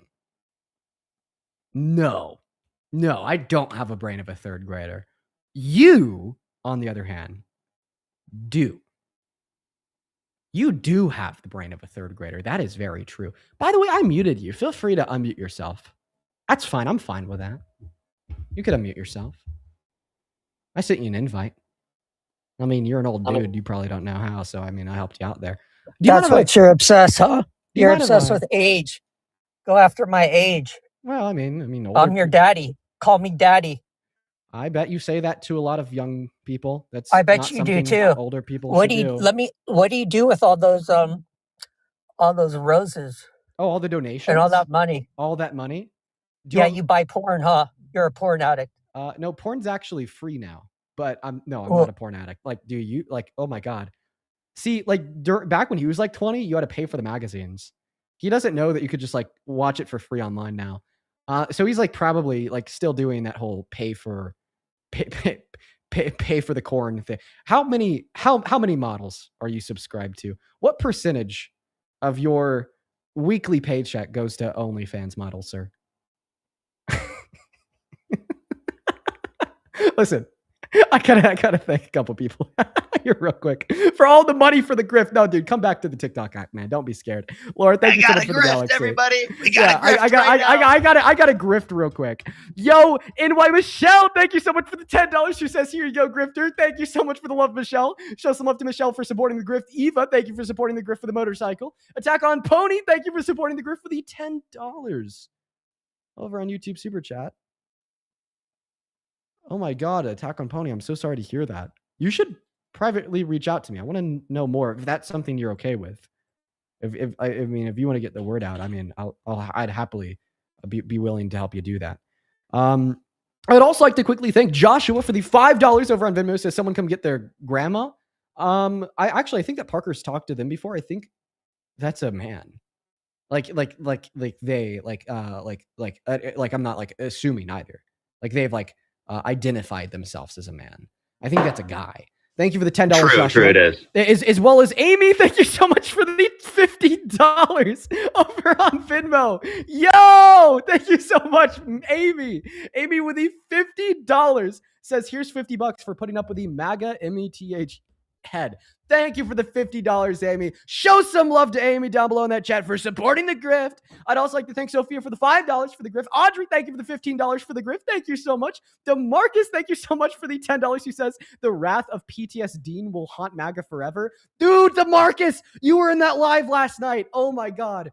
Whoever came up with the PTS Dean thing is an absolute fucking shad, okay? Thank you for the $10 to Marcus. As well as Hunter, thank you for the $5 for the grift. Samantha with the $5 for the grift. Then Kayla, thank you so much for the $30 over on Venmo for the grift. Let's get 300 Kayla W's, who says, "Dean, my dad has absolutely nothing to do with the internet, but I explained to him what you do, and his response is maybe there, quote unquote, is some hope for the future of this country." Oh, dude, tell your dad I love him. Thank you so much for the $30 to support the grift, Kayla. As well as Christiana, thank you for the $10 supporting the grift. And Alyssa, dude, thank you so much for the $50 over on Venmo. Oh, thank you so much, Alyssa.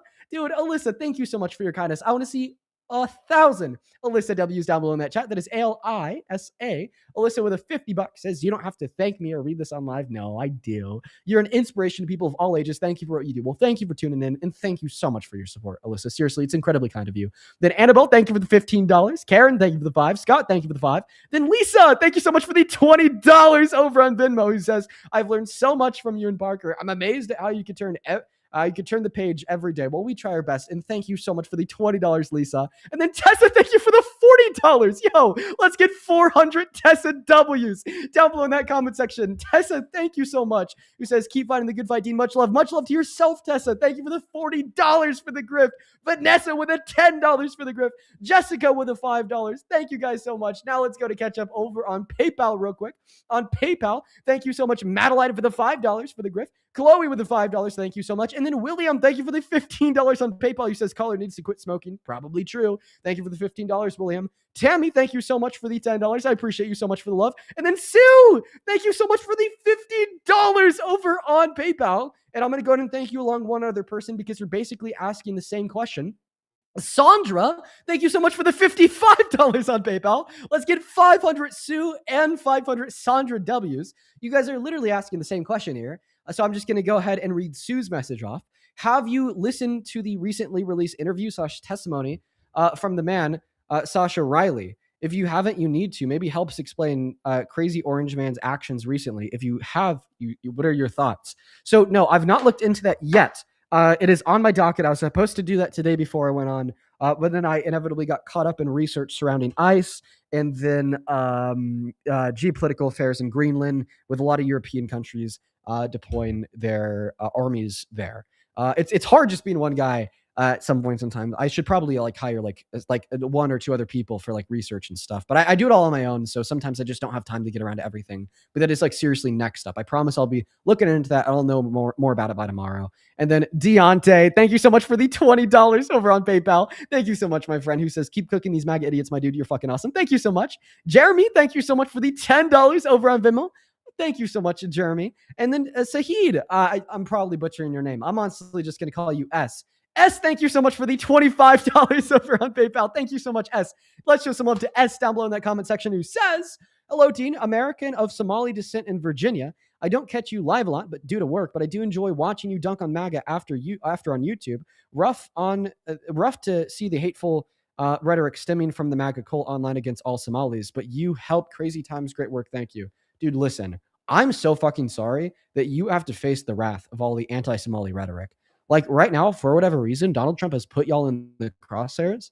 And now we have a nation of droves of millions of bigoted fucking Trump supporters attacking y'all until the ends of the earth. Listen, dude, seriously, I thank you for being here. I hope that you're still here. And I'm so sorry that you have to experience that. As well as David, thank you for the $10. She says, I love you so much, Dean. Love you too, David. Taylor, thank you for the 2. Laura, thank you for the 5. Adriana with the 5. And Jacob with the 5. Thank you so much. Let's see here. We also have Felicia. Thank you for the $10, Felicia, who says, love your content. Thank you so much for the love, Felicia. Brendan, thank you so much for the $15, who says, I watch your lives as much as possible, sorry. And I'd like to thank you for helping me show my mom how bad supporting Trump is. Fuck yeah, I'm happy that we've been able to change her mind. And it looks like we are all cut up for the moment. Maybe we had like 1 or 2 more super chats. Yeah, we do. Jenna, thank you so much for the $50 over on YouTube for the grift. Jenna, holy shit. Thank you so much for the support. Let's fucking go. Can we get some massive Jenna W's for the $50 over on that YouTube stream to support the greatest grift ever? Thank you so much, Jenna. You're a queen. Thank you for the $50. As well as, let's see here. Luna with another 24 pounds on Super Chat, who says, I always wonder how the world acknowledges Trump's sexual assault, except MAGA denies it till death. Caller, you're a liar and a fascist. No bigger grift than Trump doing insider trading and invading free democratic countries for oil. Well, I wish the caller was still here so he could hear that, but no, dude fucking dipped. Thank you. Thank you both so much for the love. Okay, welcome in. What's up? Do you support Trump? So is Parker in here too? My phone's kind of lagging a bit. I think Parker. Yeah, go ahead, Parker. You're here way before me. Oh, no, Parker's not a Trump supporter. He's my co-host. Oh, is he not? Oh, good. Well, I'm sorry. Nope, I'm definitely not a Trump supporter. Okay, I got you. Well, let me start with this, Dean. I love what you do, bro. You're doing a great job. You're reaching out. You're talking to people. It's an amazing thing. The fact that you got a large audience listening to what you say and you're big on the facts. We have always gone our own way with herbs. That's nature's way, uncompromising in the way we test and test and test, persistent with the way we source our herbs from nature. That's our legacy. That's nature's way. Leading the way since 1969. Appreciate you. I appreciate you so much Yeah. for your kindness, dude. And I hope that you have a good rest of your day. Shout out to that guy. He was like being like so kind. I was like, what the fuck? This guy's like the kindest Trump supporter ever. Thank you. Thank you so much for your kindness, bro. Let's go to get that next. How have your debates been today so far, man? Chad, how would y'all say they've been? It's not been like the worst day ever. Juju. What did you just say? Sorry. I think he said Juju. It sounded like he was referencing a pet. Ah. No, that's my daughter, but thanks anyway. Okay. Well, yeah. Well, welcome back in. Listen, I had to take a 40-hour break from you because last time you were up here, you were quite annoying. But welcome back. If you want to tell me and Parker why you support Trump, let's start a new conversation outside of the last one that we're having. We're open ears. And in fact, I don't know. You seem like a good candidate for my red line drill down, where I either have to force you to be crazy or to no longer be a Trump supporter. So if you want me to kind of, draw you through that path of thought, let me know. Okay. Actually, first off, I want to say that I'm not like some Trump sycophant. If Trump does something wrong, I don't agree with, I'll call him out for it. Like the bump stock ban that you mentioned last time. Okay. Sounds good, dude. So where do you want to start? With an argument insofar as why you support Trump? Or me like running a red line drill down on you to hopefully get you to stop supporting Trump? How about you go? Okay, honestly, I was pretty successful with this less than 30 minutes ago. So I'm just simply going to run it again. This will be a whole lot of fun. Would you still support, hopefully fun if you end up conceding? That's what I mean. As if you stop supporting Trump, that'd be fun. Would you still support Trump as president if you knew for a certain fact that he had sexually exploited naked women and or naked girls? Are you going to talk about the whole beauty pageant thing? Yeah, that's what's coming. But I mean, Okay, for now, you just and me answer already the question I'm talked about asking you on the surface level. Would you Well, still you and me support already talked Trump about as this a president? minute ago. We already did? Yeah. So ultimately, you and you held to the conclusion that you would still support Trump even if he sexually exploited naked women and girls? No, we got to the conclusion that I don't agree that what he said on the Howard Stern show was him saying that he sexually exploited naked women. Oh, okay, well then we could talk about that because it definitely is. What's your definition of sexual exploitation? I guess I haven't asked that question in a while. I would say, let's see, if you're without consent looking at naked women, or don't cut me off, or making money off them without their consent. What the fuck? So your definition of what sexual exploitation is like literally what Trump did to the beauty pageant contestants, yet you don't think he sexually exploited them. Have you ever seen the Howard Stern show? I have. Okay, what do they talk about 99% of the time? It really depends on the episode. It changes a lot predicated on who the guest is. Okay, 20 years ago, what do they talk about 99% of the time? Now he's like a pussy whip. Okay, homo, I don't know. Pussy whipped homo? Yeah, he's a little bitch now. He's like a woke Okay. Well, I think we're just going to move on to the next guest. I obviously don't think that guy has like the cognitive faculties required in order to like have a consistent dialogue with anybody who's not just a total piece of shit. I definitely recommend that you try to be a better person because you're obviously a very shitty one.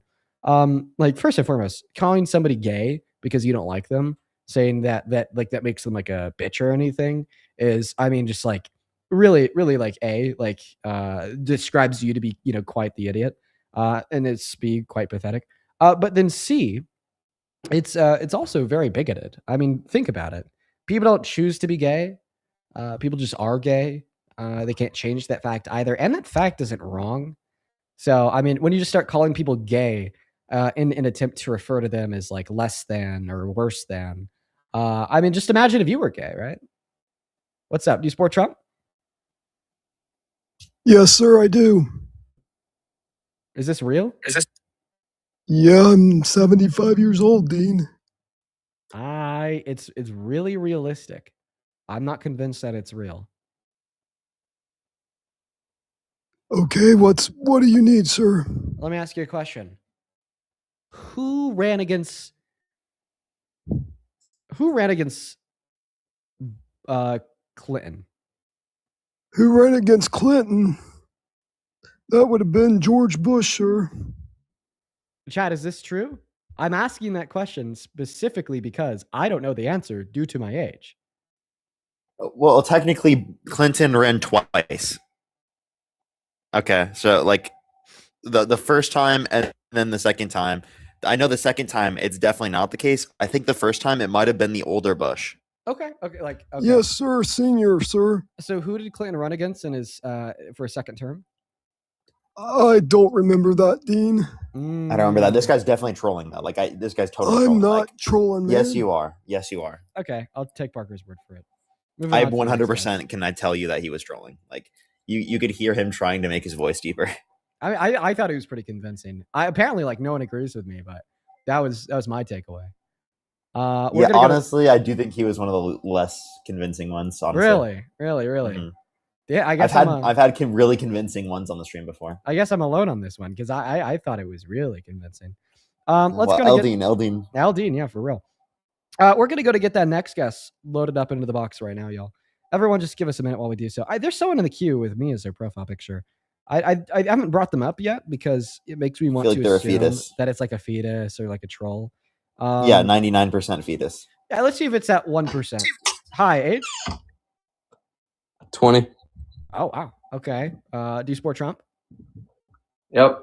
Okay. Why am I your profile picture in a bikini? What are you talking about? Yeah, that's Grok. That's your picture. That's the Grok put a bikini. Oh, this is the Chris kid. It's the Chris kid. It is the. That's your picture. He's obsessed with us. He's so obsessed with us. Yeah, man, that's like he's literally in our live every single day, all day long too. All day long, he's in our live. Yeah, he spends more time in our live than Liam ever did. Actually, Liam has been in my live all day long too. Really? Yeah. Age? Oh, he's a little good boy too. Age? 18. 2008, and January you support 5th. Trump?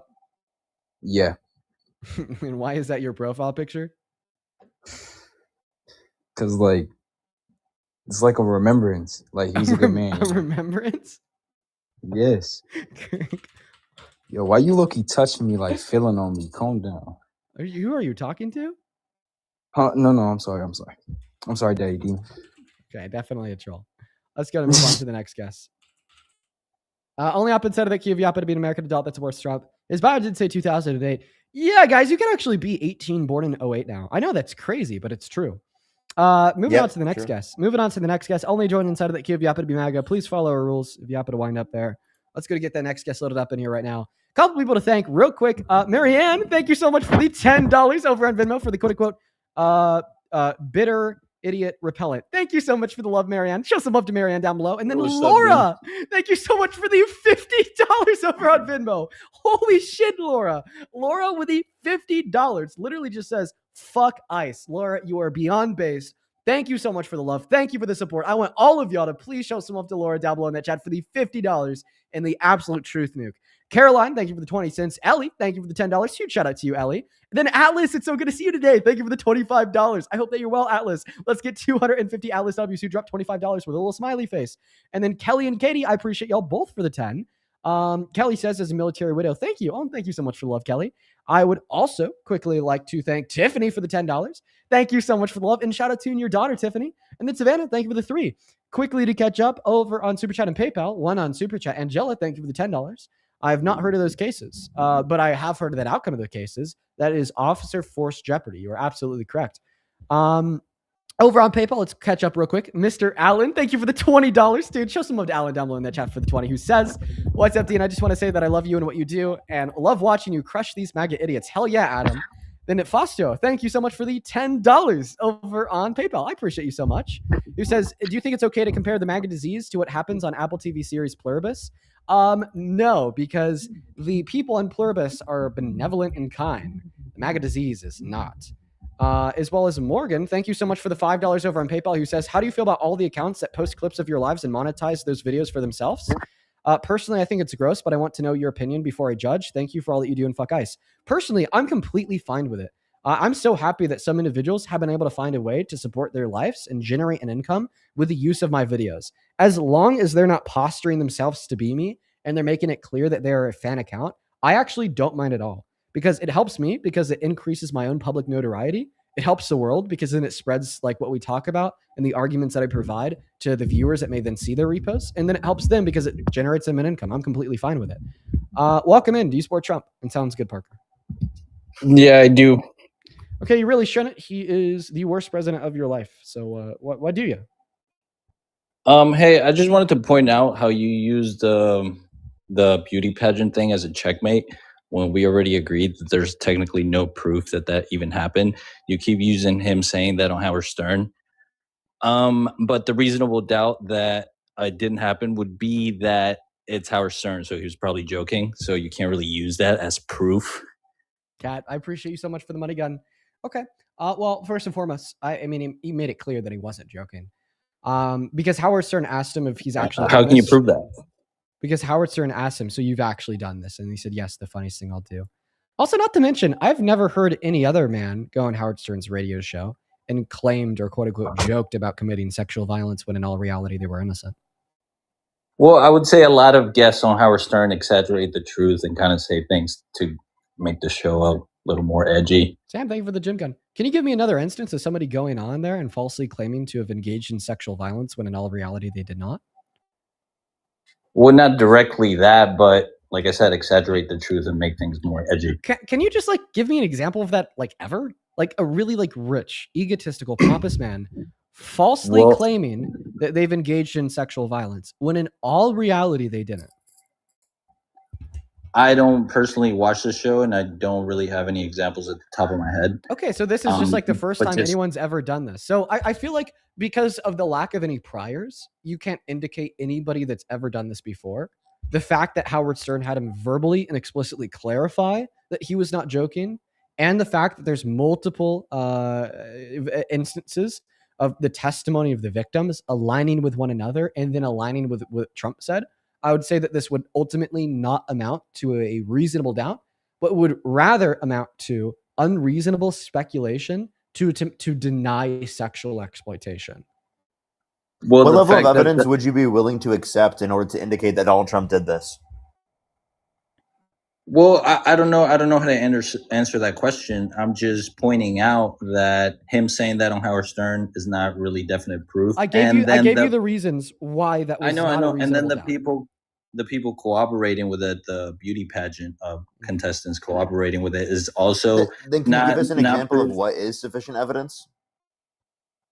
I wouldn't be able to tell that right now. I don't know. So if you can't tell what is sufficient evidence, then how are you going to make a claim that this isn't sufficient evidence? Well, you're the one making the claim that this happened. I'm just pointing out that you can't really use this as proof. No, I defeated your argument. I defeated your you can't really use this as proof argument. I defeated your claim of reasonable doubt for the reason that he was talking to Howard Stern. How? By making 3 counterpoints. The first counterpoint being the lack of priors, which just simply denotes the fact that you can't point towards any other person Can you prove to me that there's no priors? One moment. Can you prove to me that there's no priors? Well, it's a fact. fact. We would have to review all of Howard Stern's shows. It's a fact that you've given no evidence of priors. You've given me no evidence that there's no priors. But see, the thing is that the burden of proof would be reliant on the positive claim, not the negative claim. So we can't say that because there's no evidence of no priors, that therefore there's evidence of priors. That's not true. Because, like, for instance, would you stop supporting Trump if you knew that he'd certainly raped 25 little girls? Yes, obviously. Can you prove to me that he didn't rape 25 little girls last night? Okay. So can we Google if anybody has... One moment. Can you prove to me that he did not rape 25 girls last night? Did not. Okay, I get your point. Can you? Is your answer no? Can we Google? So therefore, because you can't give me evidence that it did not happen, in accordance with your own logic, we should assume that it did happen. Yeah, but that's a ridiculous argument. Exactly. It is ridiculous. You can were we Google in fact if anybody's being ridiculous when you said because I can't give you evidence that there wasn't priors, therefore we could assume that they are, because of course the evidence would be reliant on you suggesting or proving that there is priors to instantiate a higher probability of it being the case that he was indeed joking about it. So now that you've conceded on that first point, the fact that we don't have any evidence of priors, the second point was the fact that the victim testimony of multiple victims from multiple different pageants at multiple different years aligned with what he admitted to. And then the third fact that refuted your original argument out of probable reason to believe that it didn't occur is a fact that Howard Stern had him explicitly clarify that he was telling the truth. So now because of those 3 points, no evidence of priors, okay, he clarified that he was telling the truth and not joking, and the corroborating victim testimony, this Okay, amounts can to I a sufficient Google? counter-argument against Hold your on. claim to refute the notion that we have good reason to believe that he was Let not me telling the respond truth. real quick. Can I Google real quick if anybody's been caught lying on Howard Stern? So if anybody's ever been caught lying on Howard Stern, then you would admit that that first instance is just null and void. I would not of what admit that you that just- first instance was null and void, because my first claim is that there's no evidence of priors denoting, like specifically people going on his radio show claiming to have perpetuated sexual violence when in all reality they didn't. So if you could find me any evidence of somebody, right, telling Howard Stern, okay, that they are guilty of sexual exploitation, but they aren't, they were lying. I'm etc., letting so you on and so talk, bro. forth, Don't mute me. okay, then that first point would be null and void. Okay, but still, you can't just use because it never happened in Howard Stern. That means that this is something that can't happen. I mean, Well, it significantly reduces the likelihood. okay, well, this is not definite proof. That's all I'm pointing out. That you cannot use it him is, joking because around on I would Howard argue, Stern. I would argue that definite proof is something that is clear, Okay. With no reasonable doubt. And I'd say that because no one else has ever done this on Howard Stern's radio show,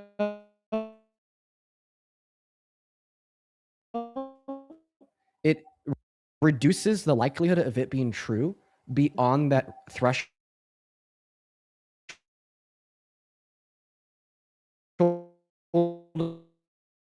of reasonability. Okay, we're basically saying that it would be unreasonable. Sure, it reduces the likelihood too, but you're saying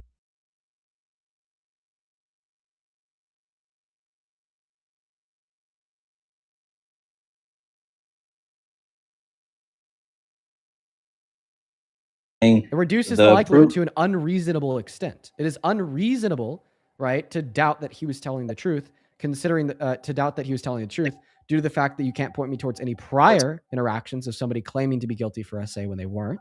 Okay, well, it reduces it to an unreasonable doubt because of the fact that we had corroborating victim testimony of multiple victims at multiple years at multiple pageants. Okay, and it reduces this doubt to be unreasonable because of the third fact that Howard Stern had him clarify that he was telling the truth. For those 3 reasons, it reduces your doubt to unreasonable. Okay, so your reason that this is reasonable that he did that is because he said it out of his mouth. So my reason that it's reasonable to believe that he sexually exploited these girls is, yes, the fact that he admitted to it, and the cherry on top is the corroboration. Detective Raven, this is the Mercy Capital Court, powered by artificial intelligence. You're charged with the murder of your wife. I didn't hurt her. Prove it. Experience the ride that is Mercy. You have access to every camera and database. Your guilt must fall below 92% or you will be executed. Find the clues. Show me everyone she had contact with. And solve the mystery. I have footage from traffic cameras in that area. Find out who that is. In IMAX. Britt, what do you got to do?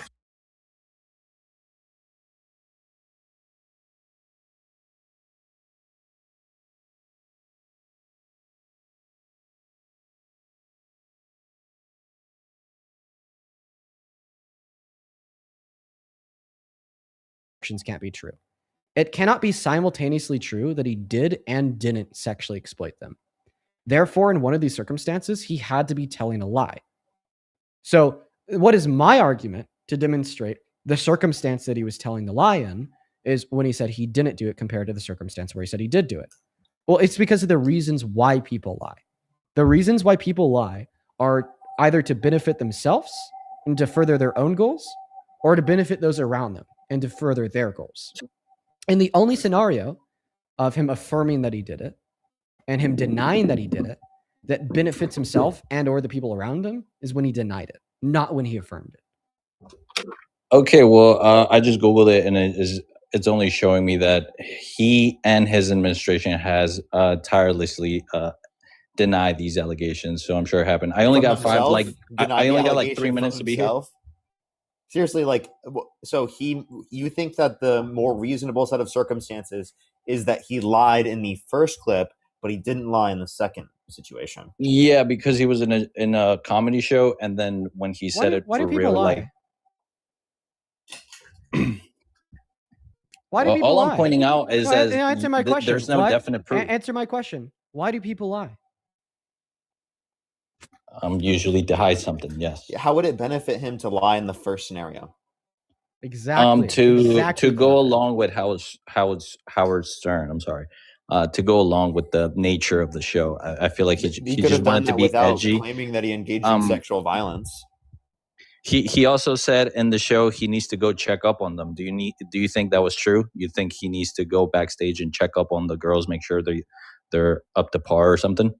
Do you think that was true, or was he lying? Well, regardless if it's true or not that he had to check on them, it's still sexual exploitation. So I don't really care.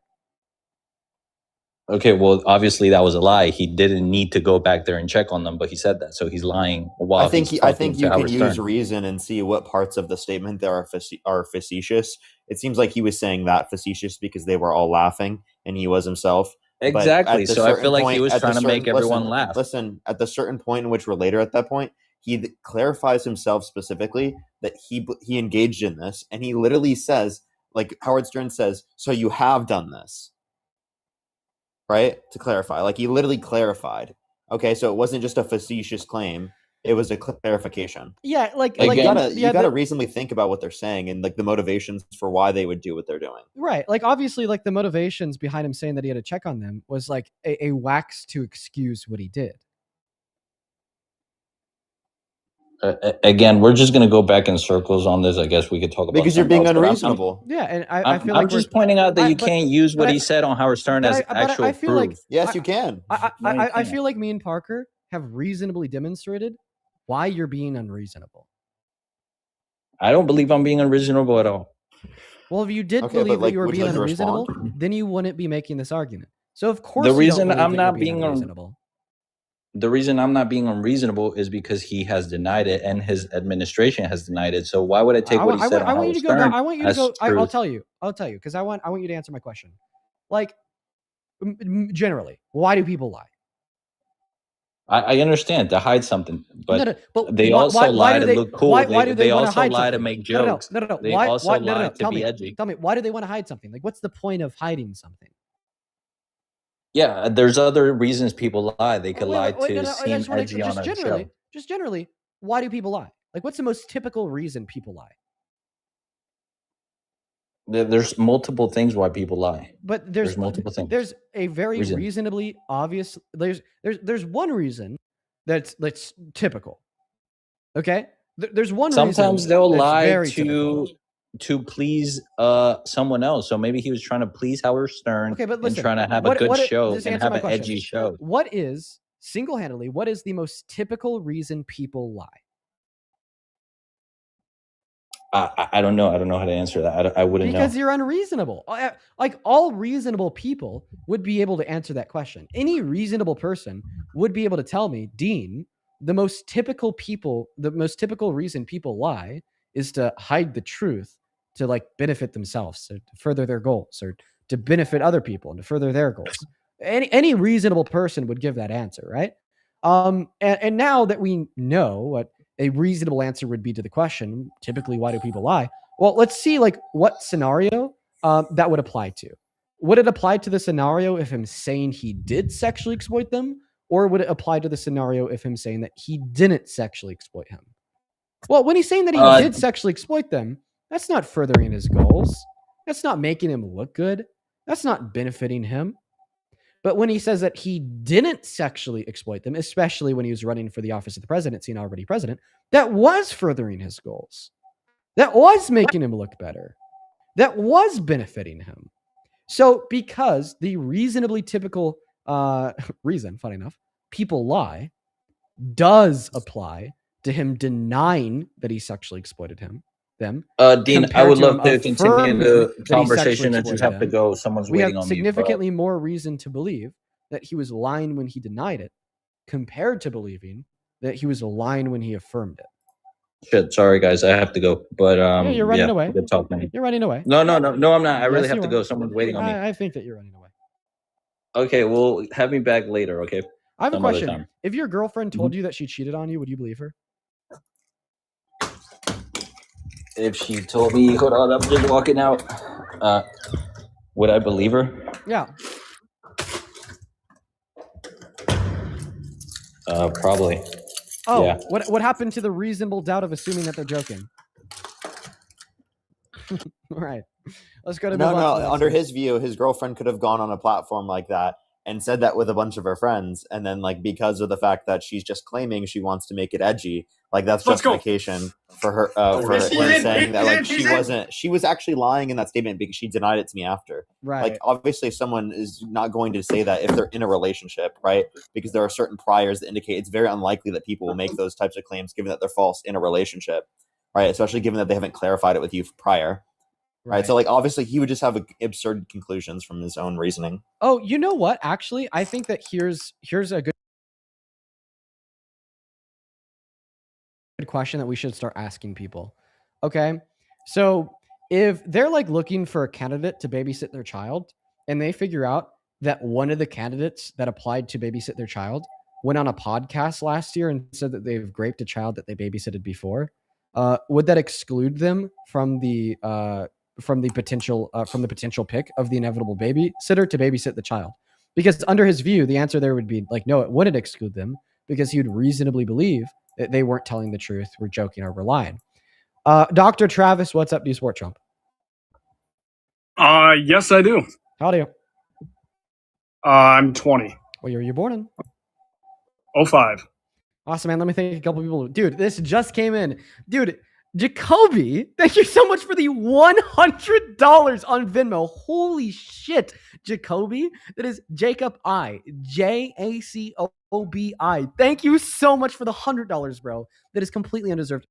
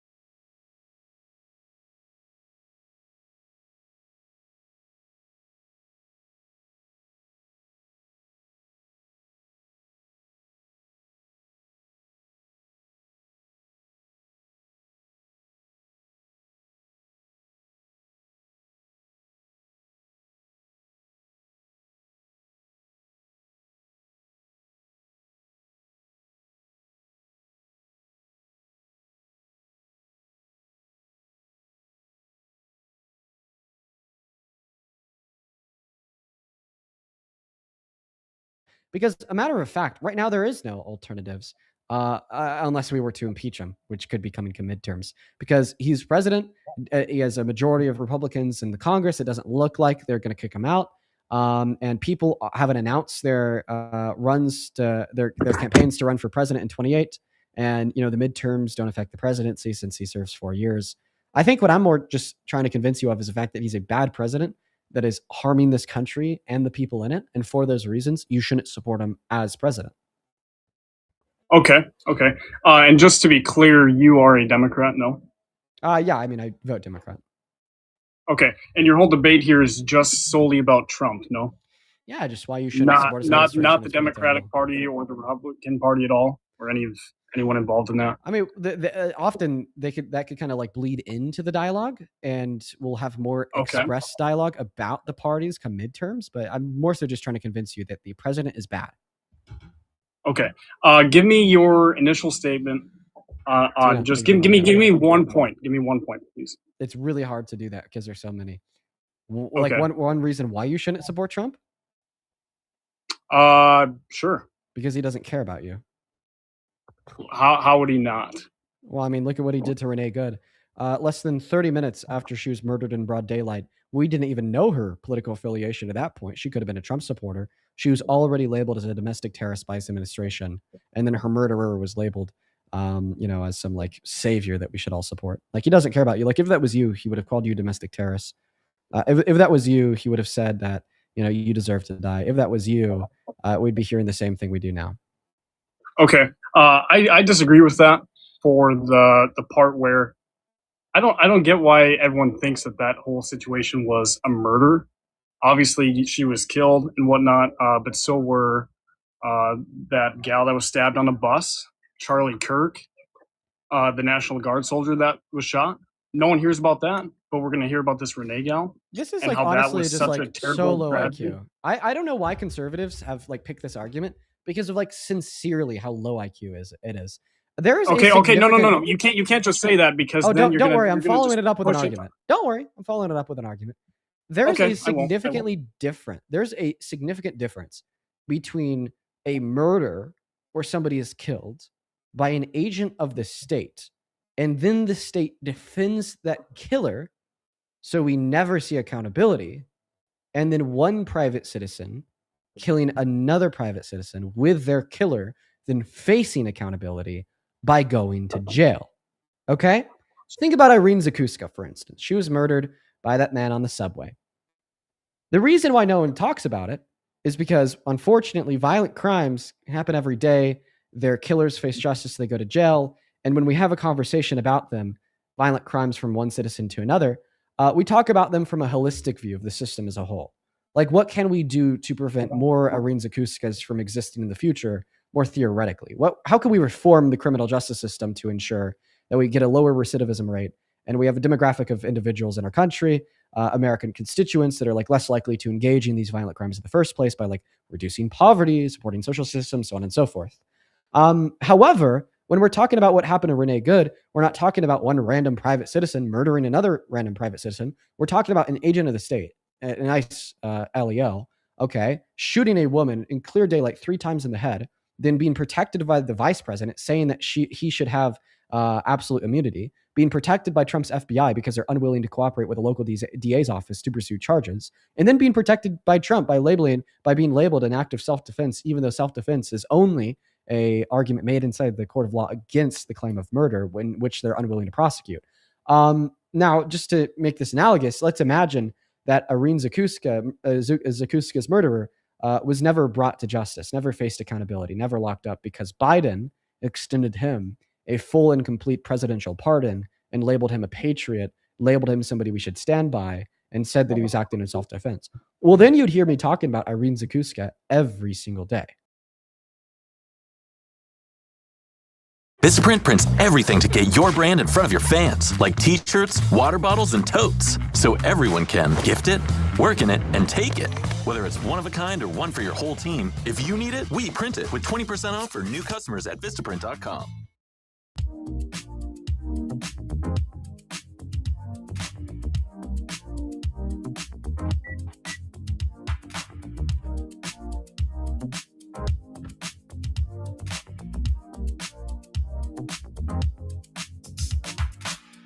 angles, you clearly see it. I see you smirking, and you're going to say something here to rebuttal that. But yeah, what I'm smirking at is you saying that I'm the brainwashed one for believing the evidence of my eyes and ears. I never said. Well, actually, yes, I did. I won't redact that. The reason why it wasn't self-defense is for there's actually a lot of reasons, but I think the most obvious reason is by the time he fired his gun, he was out of the path of the vehicle. Can you restate that, please? I'm sorry. The first and most obvious reason why it wasn't self-defense is by the time he shot his gun, he was out of the path of the vehicle and wasn't facing any imminent threat of serious bodily harm or death. Okay, have you ever like the most obvious? Have you ever been in a situation where you had zero time to react? Ever? No one's ever really been in a position where they have zero time. Like, do you mean like very little time to react? Sure. Yeah. Okay. Sure. Yeah. I've been in situations before where I've had very little time to react. Life-threatening situation where either decision could have went either way. Have I ever been in a life-threatening decision where I've had very little time? Obviously, you've never shot anyone or had to defend yourself in that manner. I actually have been in a life-threatening position where I've had very little time to react. And how clear was your thought on that? What I'm getting at here is how clear is my thought? Dude, personally, my thought's never been clearer. I mean, it was crazy. It was almost like this innate, like fucking like beast came out of me. And the thought directive was just so clear, and I just knew exactly what to do to prevent it from happening. Like I still remember it like it was yesterday. I was like this primal ultra God mode instinct where I had very little time to react the way I did. And it was almost just like this ultra instinct took over and gave that reaction. It was interesting. Well, that's a story for another time. But I think what my point here is that that's definitely not something that we could say is true of Agent Jonathan Ross, because Agent Jonathan Ross had, a handful of seconds in between the moment he saw Renee Good turning her wheel away from him, meaning that he knew he was false. He couldn't see the wheel. That's been proven. He couldn't have seen the wheel from the angle he was at. Yes, he fucking could. Yes, he could. All right. What I would there's a fucking wheel. Can you zoom it out a little more? Yours is zoomed in on our end. Okay. There's the fucking wheel. Where's the wheel? Okay, first of all, it's a body cam. I mean, you can't get a clear sight on that. I would like you. Wait, you own a vehicle, I assume. We could clearly see in this video that she's turning the wheel away from him. Can we agree? Do you own? Can we agree? Listen, can we clearly agree that in this cell phone footage, we could clearly see Renee. Where's the vehicle in motion? What direction is the vehicle going? Listen, you're not asking me a question. I'm asking you a question. Can we clearly see Renee Good turning her steering wheel away from Jonathan Ross in this footage? I don't think he really is thinking that fast. I mean, you're not answering my question. Can you clearly see Renee Good turning her wheel away from Agent Jonathan Ross? Yes, I can. But however, I don't have adrenaline going through my body. I don't have background sounds going off. I don't have people yelling at me. I don't have. There's a whole bunch of stimulants in his situation that are not giving him a clear line of what is happening currently. All he sees is a vehicle moving towards him. No, false. And he acted in self-defense. He didn't just see the vehicle moving towards him. He saw her driving the vehicle. You want to know why I know that? You're going to really put this on an individual standpoint? Absolutely. Do you want to know why I know that for certain? She's a white female. I mean, I don't know if you're trying to make this a racial thing. Why did I bring in race? Well, what are you trying to compare then? He saw her. How would that made any difference whether it was me driving it? The emphasis wasn't on the word her. I don't know why you took that away. The emphasis was on the word where saw. I took that. He saw her. Okay, he saw her. Do you want to know why I know that? Oh, why? Because he was able to land a bullet in her brain. He has to be looking at her in order to effectively shoot her in her. Have you shot a handgun before? I'm just curious. Duh. I'm gonna explain this. I own a 9mm. Okay, cool. So then you understand when you do a quick draw motion, you are not aiming down the sight, correct? You were aiming at something. Meaning that exactly, which yes. is actually in some scenarios what you're saying is true, and that only gives my argument more credence because you're not aiming down the sight of the gun because of your training. You are pointing that gun at something you were looking at, knowing that there's a high probability the shots will land. Which actually, I don't know why you'd even bring that fact up because that fact is sometimes true for quick draw scenarios. But this fact only furthers my argument because this just means he wasn't distracted by looking at the gun, as he was dead set on her. He was dead set on the person that he wanted the gun to shoot at. Meaning that in this cell phone footage, okay, where it is clear that Renee Good is turning her wheel away from him, that's something that you've already conceded to me. He was dead set and locked on her, meaning that he saw that movement. He clearly saw her turning the wheel away from him, yet he still decided to shoot her in the head. Okay. You know, there's just so many ways. I mean, this is, I don't even know what to say, honestly, because I don't know if I can, persuade you to see how it really would be. I mean, I get what you're saying, but if you've seen all the videos, I assume. Yeah, are you basically just saying that my argument is more persuading than yours? Persuasive? Of sorry, course more not. persuasive Of course than yours? not. No. If my argument's not more persuasive than yours, then why did you just say that you don't think you'd be able to persuade me? It's listen, I'm persuaded by the facts, brother. Persuaded by the facts. Yeah. So I mean, I didn't give you an argument out of emotion. No, I gave you an argument rooted out of bystander footage, his own cell phone. I showed it to you. I got you to agree that it was clear that she was turning the wheel away from him. I then even explained using your own logic if they're going to be looking at the person or like the object that they're shooting during a quick draw, he's not going to be distracted by the gun. He's deadlocked on her, which then therefore would have implied that he saw her turn the wheel away from him. So your whole statement here is just because she was turning the wheel and moving the vehicle forward, he should have not shot her. No, but that's one of the main parts. The main parts. What's the secondary part? Yeah, is officer force jeopardy. The fact that he had a viable he had viable means of defense, which would include moving out of the path of the vehicle in order to prevent the use of deadly / lethal force upon Renee Good, which, by the way, is U.S. DOJ policy on use of force, meaning that he broke protocol. And that viable means of less lethal defense would just simply be him getting out of the path of the vehicle, which we know was viable because that's what he did, not due to his own standing. He planted his feet, officer force jeopardy, but because Renee turned the car away from him. And then by the time that he shot her, he was already out of the path of the vehicle. So I feel like combining those two facts, he clearly saw her turning the car away from him. And then by the time he fired, he was clearly out of the path of the vehicle. This is clearly not a case of self-defense. Okay, so the one part that I'm confused on here is when a officer of the law, a federal officer, is ordering a person to stop and exit the vehicle. Yeah.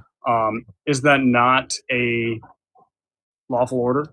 And should she have not obeyed that? Because she broke that. It's a little bit. How does his binding to move out of the way? It's a little bit more difficult. So it's actually not as clear and dry in this scenario because they're ICE agents and they typically only have jurisdiction over undocumented immigrants. Of course, they do have jurisdiction over citizens when they would like impede or obstruct upon their official duties.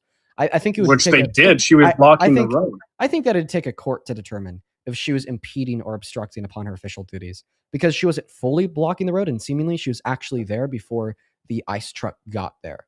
But I'm just willing to assume, right, without due process, without her day in court because she's dead, she was murdered, that she was obstructing upon their official duties. Let me ask you a question: if she wasn't killed, and then she was arrested for obstruction and taken to her day in court, what do you think that court's punishment would be for her for that obstruction? Attempting murder. I mean, she was attempting murder. I'm not a lawyer, so obstruction is not obstruction is not attempted murder. Okay, so you brought up the fact that she didn't. You brought up the fact that she didn't obey by their orders to get out of the car. If she was arrested for that, then she was taken to court. Are you saying this previous to her trying to move the vehicle? Like if she would have listened immediately? Yes. Okay. What would her punishment be for that? Then she would be alive. She'd be alive right now. No. What would her punishment be in the court of law for obstructing and not getting out of her car? In a court of law? Yes. I have no idea. Probably a fine. Okay, so I just don't understand why you and so many other Trump supporters okay, retreat away, right, from just admitting that it's murder by arguing, oh, well, she disobeyed their orders and obstructed upon their official duties. Okay, and even if that was true, okay, the punishment would be a fine after due process, not a gun in the face 3 times.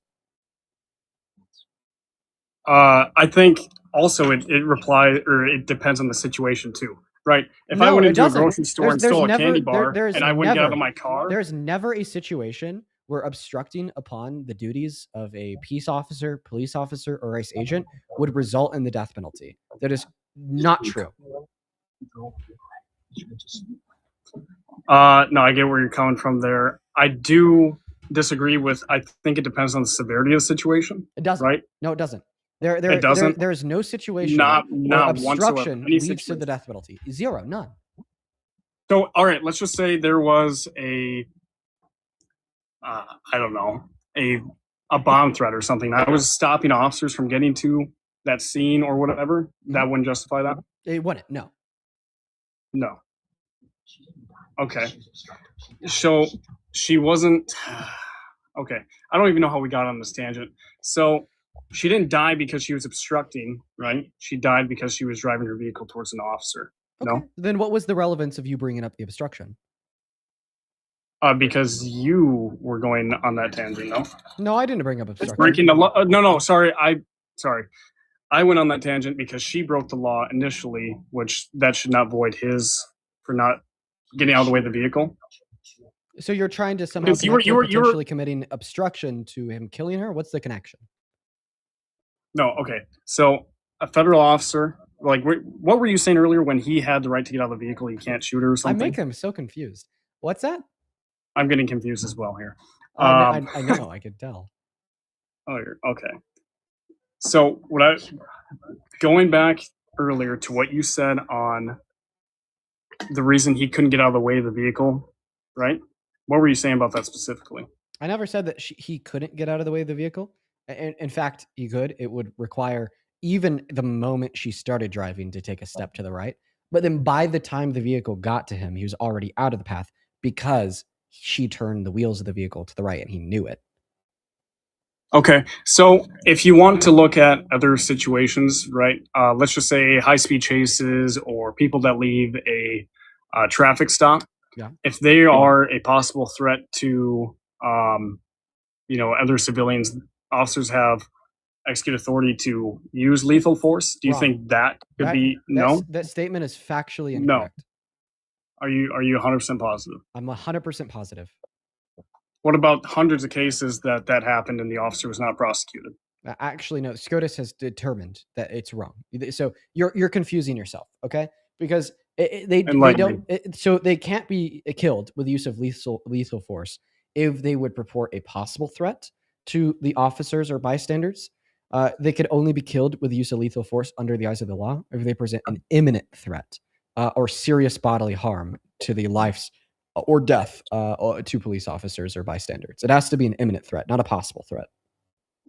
Okay. Because everyone is a possible threat. Under the veil of ignorance of not knowing anything about someone, they are possibly a threat. Okay. I don't know. I think we're going nowhere with that subject. Okay. Well, I mean, you're the one that brought it up. You're the one that had your arguments defeated. If you think that we're not going anywhere with that, I mean, would it be? I don't feel like they're defeated. I mean, like what you said earlier. Until this goes to trial or anything. You mean the trial that your favorite president is preventing? Is preventing. Yeah. We literally just had 4 top officials. The state can't prosecute. We literally had 4. Oh yeah, yes, they absolutely can. The FBI is just preventing them by not giving them evidence. That's what I'm referring to. Right, and the FBI is preventing them because of Trump and his administration. Trump is preventing the prosecution of him. So if you're saying that, well, maybe it was murder, and we'll just have to wait for this to play out in a court of law, well, then still yet you shouldn't support Trump because he's preventing a possible murderer from being held accountable by preventing that trial from playing out. Okay. I'm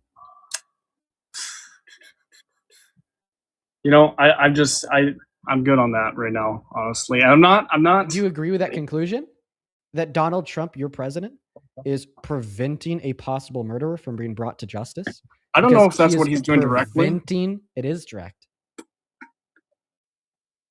What if there's something else behind it that we don't know about?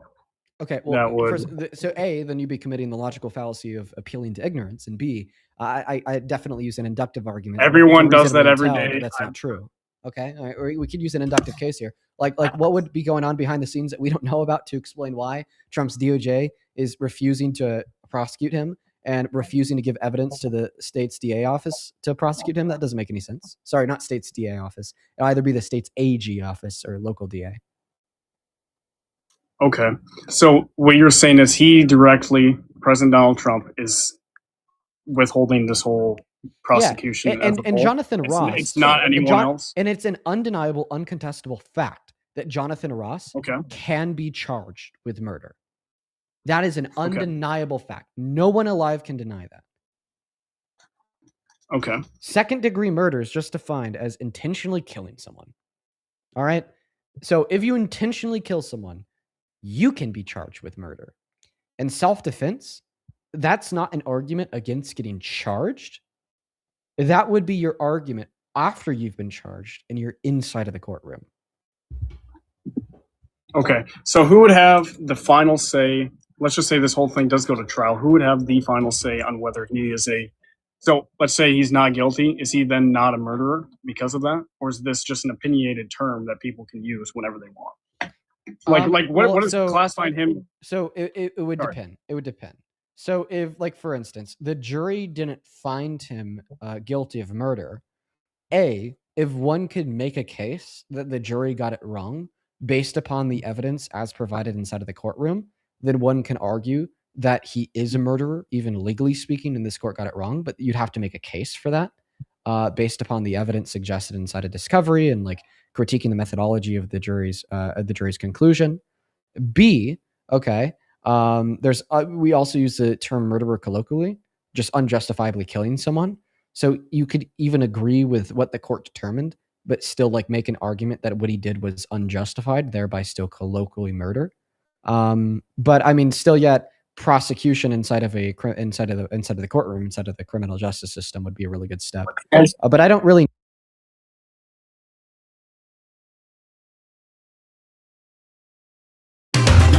Welcome to the neighborhood! Yeah, welcome. I figured you'd want to lay low a while. Trust me, they'll be coming for you. You see my wife. You did all this.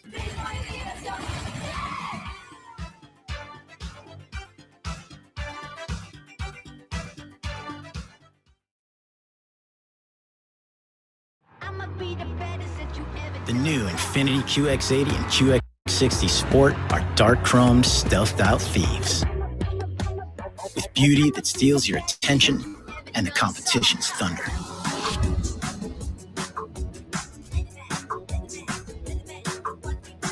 The first ever Infiniti QX80 and QX60 Sport. Make the perfect getaway in a new Infiniti Sport model during the Once in a Wintertime event. Only at your local Infiniti retailer. Saying that you saw it. Yeah, just by seeing someone murder, that's not enough evidence to believe that they're guilty of murder. Got it. All right, guys, I'm experiencing some microphone buzzing. The issue there, if you actually hear the buzzing, I'm not sure if you do or not, is going to be the USB cord that is attached to my mix amp that is then plugged into my computer. That'll hopefully be fixed tomorrow. I just need to go get a new USB cord.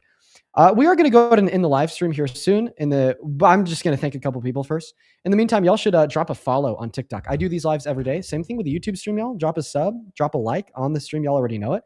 Over on Super Chat, Tam, thank you so much for the $10. Who says, color throw the towel, you look bad.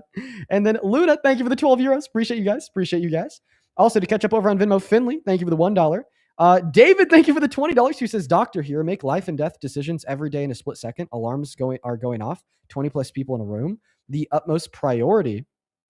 Let's go ahead and read his message. The utmost priority has to be keeping people safe. Impulsive, not well trained. You could easily end up killing someone. Yeah, it's like the job, of a doctor or like an agent, an ICE agent or police officer, right, in order to be able to, act with good judgment in those scenarios. David, thank you so much for the $20.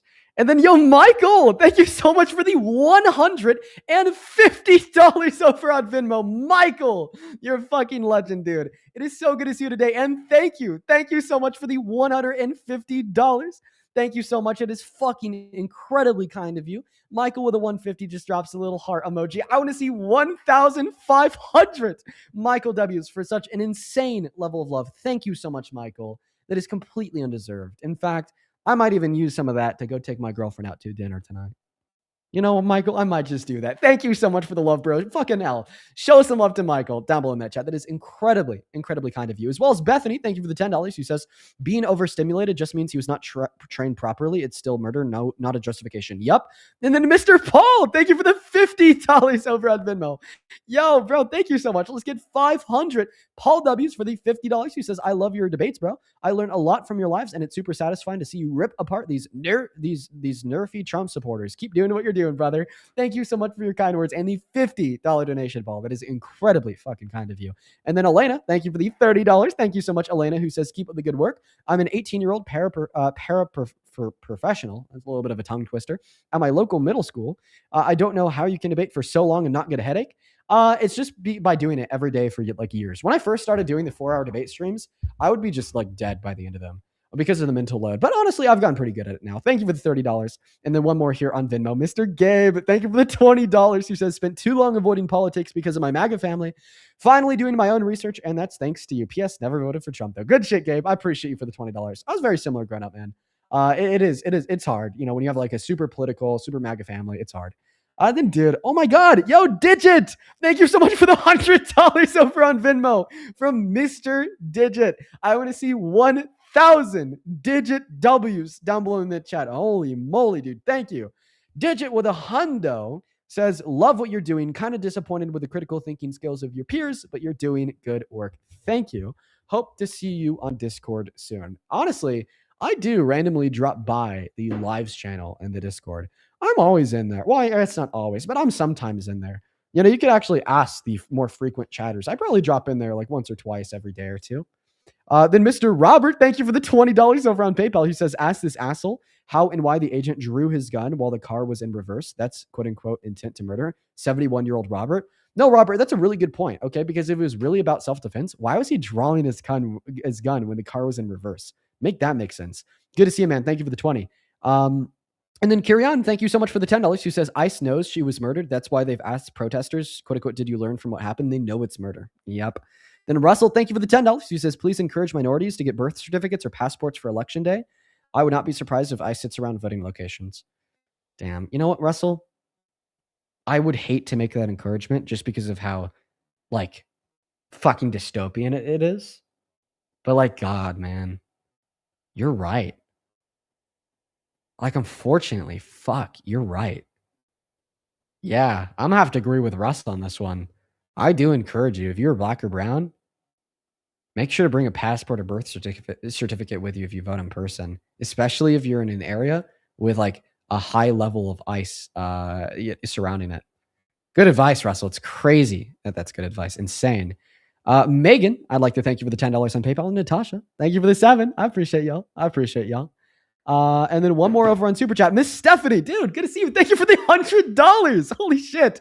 Stephanie, thank you. Thank you so much. I want to see 1,000 Stephanie W's down below in that chat for the $100 Super Chat. Dude, let me just say this real quick. To you, Stephanie, to Digit, to Michael, to everyone. I am so grateful for y'all's support. Y'all have like truly changed my life, dude. Like I think about this. I think about this so often. Y'all have changed my life. It's just so crazy to think about where I was at a handful of years ago and where I thought I was going then compared to where I'm at now and where I think I'm going now. 2 years ago, I was like always stressed out and super anxious because I was in school, but I wanted to major in philosophy, even though there's no real good career prospects from that because I liked it, and kind of measuring, like declaring